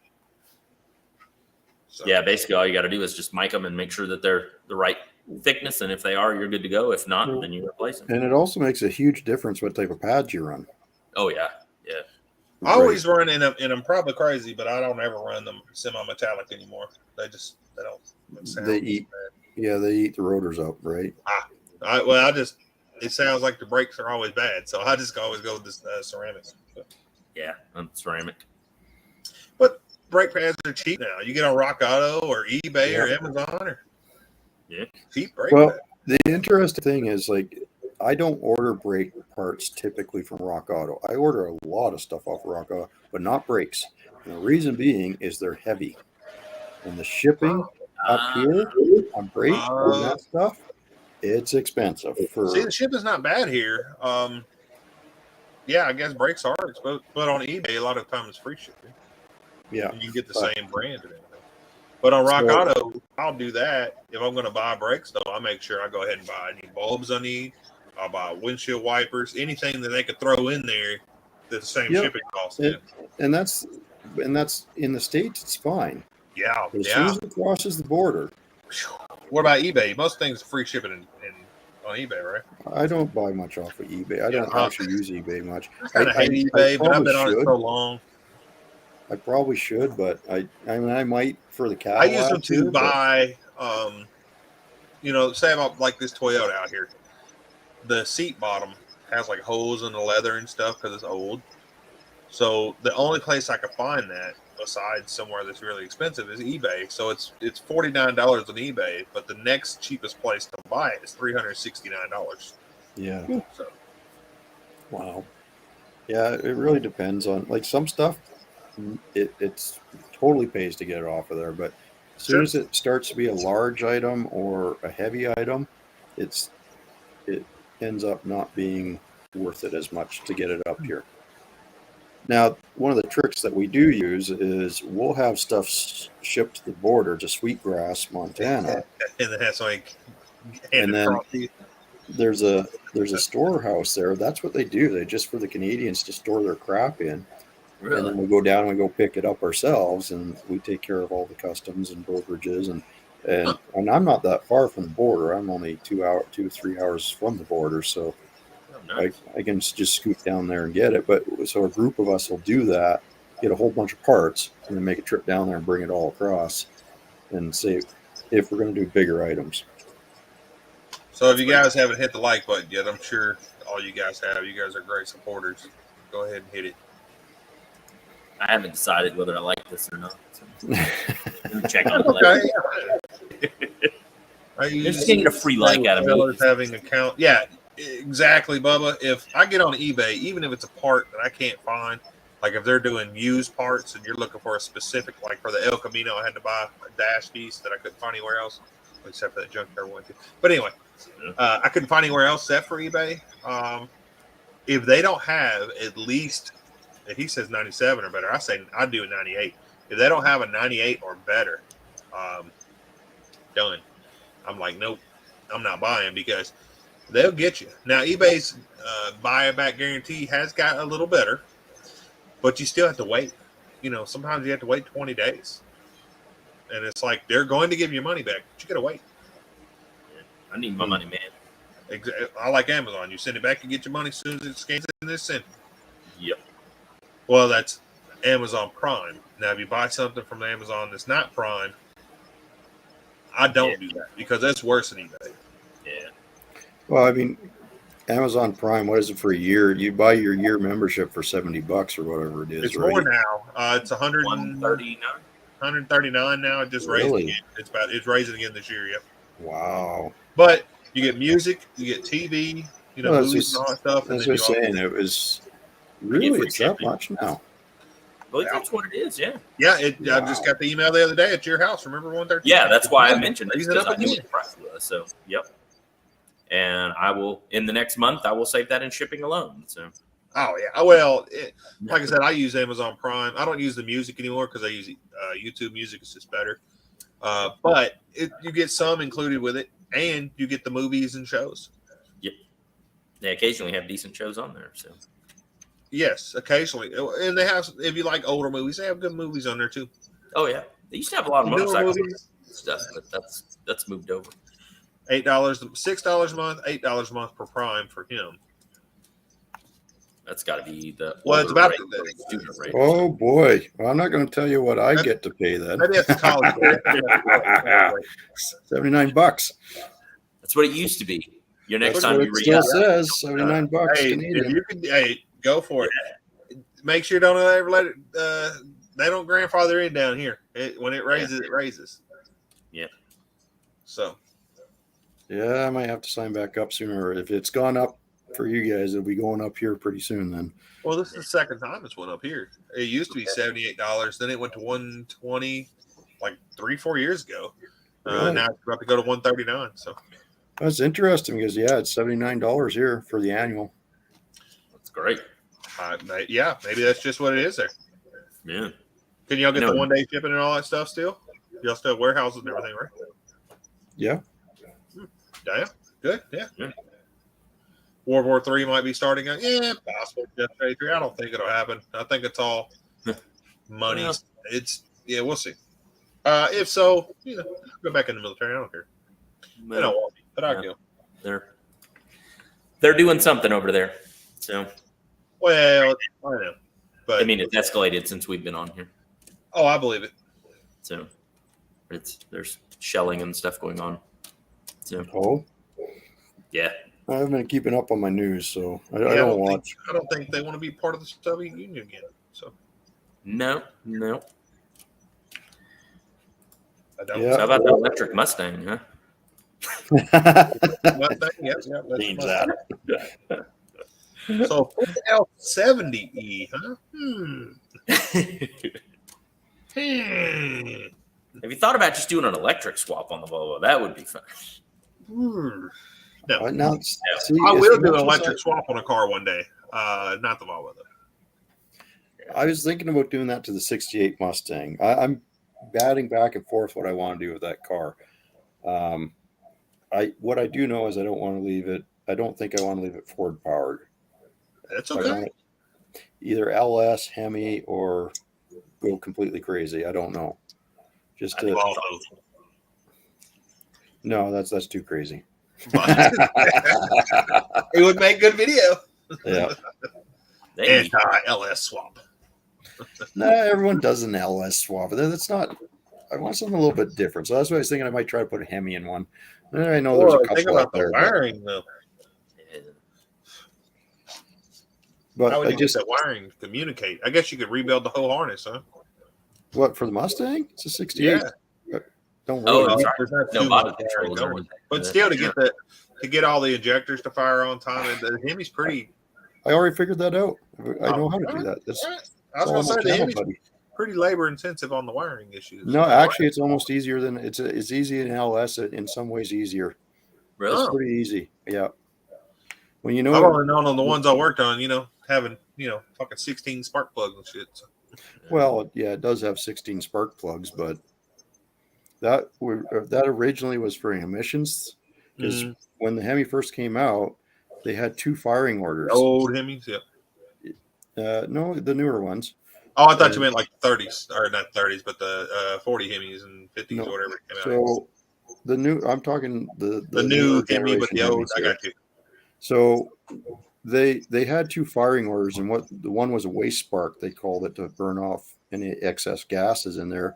And they eliminated the EGR valve, and it doesn't do that anymore. So it just fires all the plugs at the same time since 2006 or 7. So it's still got the 16 plugs in there, but it just fires them all at once now. When did Hemi come back out? Wasn't it like 02, 03, something like that? 03, yeah. And then in 09, it got upgraded to, it had VVT put in it, or variable intake runners, and that's when it started doing that old Hemi tick, huh? Yeah, in 09. See, and the interesting about that is they're essentially very similar engine design. The biggest change being the VVT, adding the VVT cam in there. So I think that has something to do with changing the oil flow through the engine and what's causing the problem, because the lifters and all that are the same on the 03 to 08 and 09. Yeah. Use the same lifters. And I've pulled those engine parts where it's not the MDS lifters, not the ones that shut down. So I've seen it both types of lifters fail on those things. So to say it's the MDS system, that's not true either. It would be cool. You were talking about that Cadillac earlier. That'd be cool. Or if you got an I'm sorry, Eco Boost. Eco Boost? Eco Boost and put it in there. That'd be nice. No, that'd be a Ford. I don't want to put a Ford in it. Bubba, that would be really cool if you did an LS square body. I don't know if y'all ever seen any of Bubba's builds. I'm sure y'all watch his channel there. He's way above the level that I'm at. Yeah. Yeah, he's good. His builds are awesome. See, Snyder. Shade Tree, that's exactly why I'm going to do it. Just to get the hate on YouTube. That's right. You'll need to change your oil. It'd be wise to bring your friend so there's a mechanic on hand. They can yeah. Change your oil in a Walmart parking lot. They'll take the oil, just so you know. They take oil. Yeah. Hey, yeah, appreciate that, Andy. Appreciate the support, Bob. Yeah, absolutely. Yeah. Well, gentlemen, I don't think I'm gonna go too much longer tonight. I don't know what y'all got going on, but I think we'll cap it off here in about 15 or so. So I was here for this. Huh? I was here for this. That's what I got going on. Yep. Yeah. Well, I think most of the night we talked about the Volvo because it's coming up quick. We did talk about the El Camino, maybe doing an LS swap and that, giving it to my son. That'd be cool. We talked about Mongrel's page a little bit. Him coming down, him putting a Cadillac motor in a Mustang, a classic Mustang. 113, we talked about his channel a little bit, or your channel a little bit, I should say. We talked a little bit about everything tonight, I think. Yeah, we had a good round discussion about many things, right? Yeah, I wish some of them other boys would have jumped on because, like I said, this build's coming real quick, and but we'll have plenty more lives before then. We'll get some more things narrowed down, and I'm already hustling. I know you guys are probably hustling, as well, trying to get everything situated and your timelines and all that. So, yeah, I'm actually I don't really have anything in the pipe right now. I'm not sure what I mean, I got lots of projects to work on, but Sure. I've kind of caught up on most of my videos. So anything I do now is going to be recent. I Appreciate kind that, of put John. all, have a good one, John. But Later, I John. kind of Dudes. put everything in the reserve I've put out there already. So I don't know, I might let it go for a week or two and not put out any content, and we'll see. Well, when you come down for the Volvo build, you're going to be making content on your trip. Yeah. Unless you fly, Gail. Even if you fly, you can do the trip. Yeah. You'll be making content when we get here. We'll be making content about hanging out, make content about building the cars, make content about the swap itself. I mean, there's going to be plenty of content. Yeah, well, that's what I figured. So I just kind of have to fill another few weeks and we're good. And I can do that I got enough stuff going on. It's just, it's so cold out right now that it's hard to get motivated to get out there and do it, right? I understand. I've been so unmotivated that when this good weather hit, and I thought, boy, this winter's over. I've been motivated. I've been getting out there and getting things done. And now, goddamn Canadians. Yeah. Yeah, you didn't like my present? Come on now. Schneider and I put that together special for you. We have this week, so 1, 2, 3, 4, 5, 6, 7. If you hadn't put a video out this week, there's 7 weeks basically, counting this week till the build. So if you did one a week, you would need 7 if you haven't put one out this week. Yeah, and I can do content pretty quick, really. I can throw things together fairly quick. But yeah, even if they're like 3 or 4 minute videos, I think just get you out one a week just to say. It doesn't take me long. Like if I dig into that Cadillac, for example, just go through removing some of the parts on that. Video right There's there. Lots there. If Just I do a get walk around in like an inventory, that's a video. Yeah. You got into talking about how you would fix it or what you plan on doing, or that's video there too. Yeah, exactly. And I just got to get it in the garage. But right now, one of the control arms is busted. But the thing would run and drive if that. And the axle shaft popped out of the one joint, so it needs an axle shaft and a control arm on the one side. And other than that, it should drive fine. Like the rad's still intact and all that stuff. Nice. So it's. So if you do get it in, it'd been the subframe's too damaged. That might be the perfect candidate for the Mustang. Yeah. Well, that's what I'm saying, right? It'd be kind of neat to take all that and whoop into the Mustang. That'd be really cool.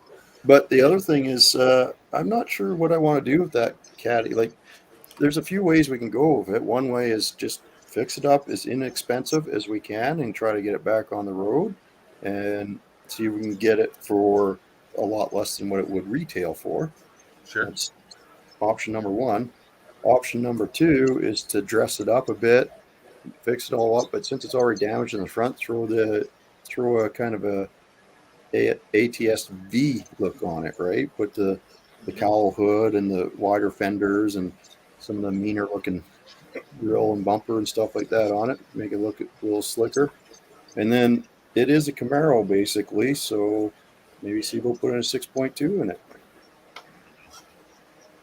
And but the engine that's in there is already good, right?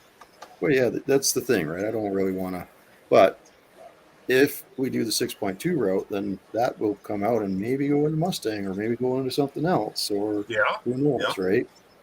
And it is, I'm not a turbocharged guy, and that is a turbocharged engine. So this is kind of me learning about turbocharging and stuff too. We might get in there and fiddle with that a little bit and play around with it. Who knows? Is that one mounted to? Is that turbocharger one of the small ones that are mounted on the manifold? Yeah, okay. Pretty much. I think that's how that. It's a pretty small turbo on that thing. Yeah, but so I'll tell you, a gas saving thing. That thing, I drove one a few years ago, and I was impressed. Like that car gets up and moves for what it is. It was a slick little unit, and I opened the hood. I'm like, no, because every freaking turbo I drove before that car, you get this huge lag, and then it spools up, and then by the time it spools up, you're almost out of RPM. Yeah, and you're shifting, you're back into the lag point. And now there's a couple cars that were built. Like I drove my buddy's Supra And oh my God, when the turbo spooled on that thing, it's like you got hit in the back end from a Peterbilt, right? Just boom, you were moving, and you could feel that turbo come on, and that thing was making. And then his other one, All them supers used to be pretty loud. That turbo too. oh yeah, yeah, and that was I can't remember what generation Supra. I think that was what they called the 3rd gen Supra. It's kind of the squarer one. It wasn't the newest one. And then he also had the newer Supra, and that thing made 1,000 rear wheel horse. And that thing was nuts. And that basically went off of Fast and Furious, that orange thing, right? His was black. And when he launched, that thing would twist and actually lift one back tire right off the ground, and just boom, it was gone. And then they kick him off the track because he didn't have a roll cage and everything else in it, right? And it was too damn fast. But that car was insane, and it made my Trans Am look like I don't know, like a Lada or something. It was so fast. I like the 6.1 SRTs. Those are. I drove one of those. It was pretty sweet. That's a lot of just grunt, old-fashioned grunt. It's kind of like. Have you drove one of the 4-cylinder Mustangs? Nope. Actually, they're pretty quick. Well, it was very surprising. Well, and that's what I was saying about that Cadillac, right? They really got it dialed. Now, like, compare that to taking a 1.4 liter Dart out, which I thought, this should be good. Oh my God. Oh God, that was brutal. You're good on gas. It redlined at 7,000 RPM, and by the time you felt the turbo do anything, it's 6,000 RPM. And it was just like, ugh. Yeah, it might get 50 miles to the gallon, but you was probably granny shift. That's what it was. Yeah. Double clutching, granny shifting in the cassette. Yeah, careful. You might blow the welds on the manifold and your floorboard will fall out. Yeah, exactly.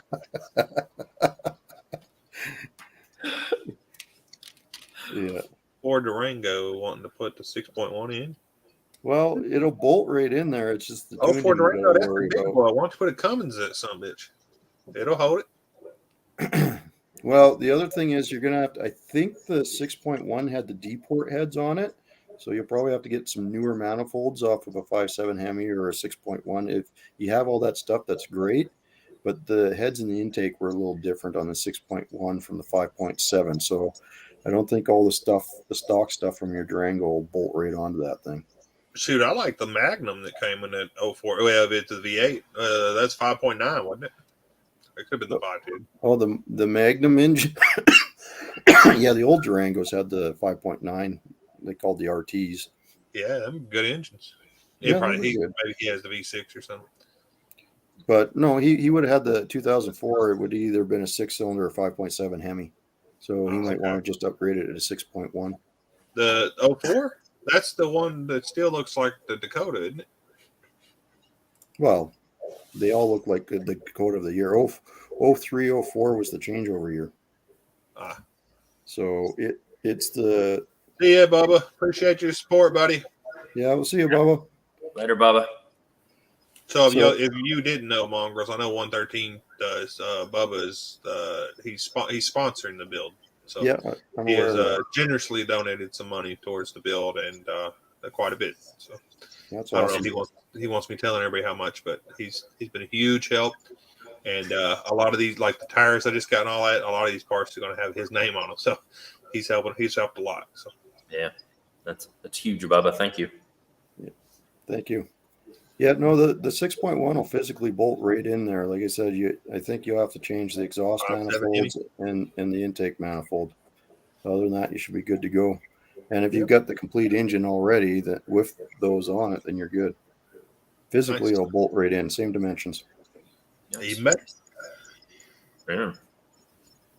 And then you'll just have to give it a tune. Well, we'll close it on down, boys. I appreciate y'all coming on and hanging out. And appreciate everybody that's in the chat. And it was in the chat. And everybody that's watching this later. And, we'll be talking about this more, I'm sure, on Saturday on Wasted Live. And if not, we've got a video coming out Friday You guys got videos coming out anytime soon? I've just put my new one out today. There you go. Put one out a couple days ago. And that insulation bothered me. Yep. So there you go. Y'all got some videos here to check out. I got one come out Friday. We'll be live again next Wednesday, talking more about the LS build, hopefully with some more updates on the parts I've already bought. And I don't know for sure by then, but maybe then I'll also be talking about, hey, I've got the vehicle over here and getting it prepped to pull the engine. So we'll see. Nice. The weather is going to be a big part of that. Yep. But appreciate you, gentlemen. Appreciate y'all coming on here. And we'll talk to y'all later. See you, everybody in the chat. Take care, everyone.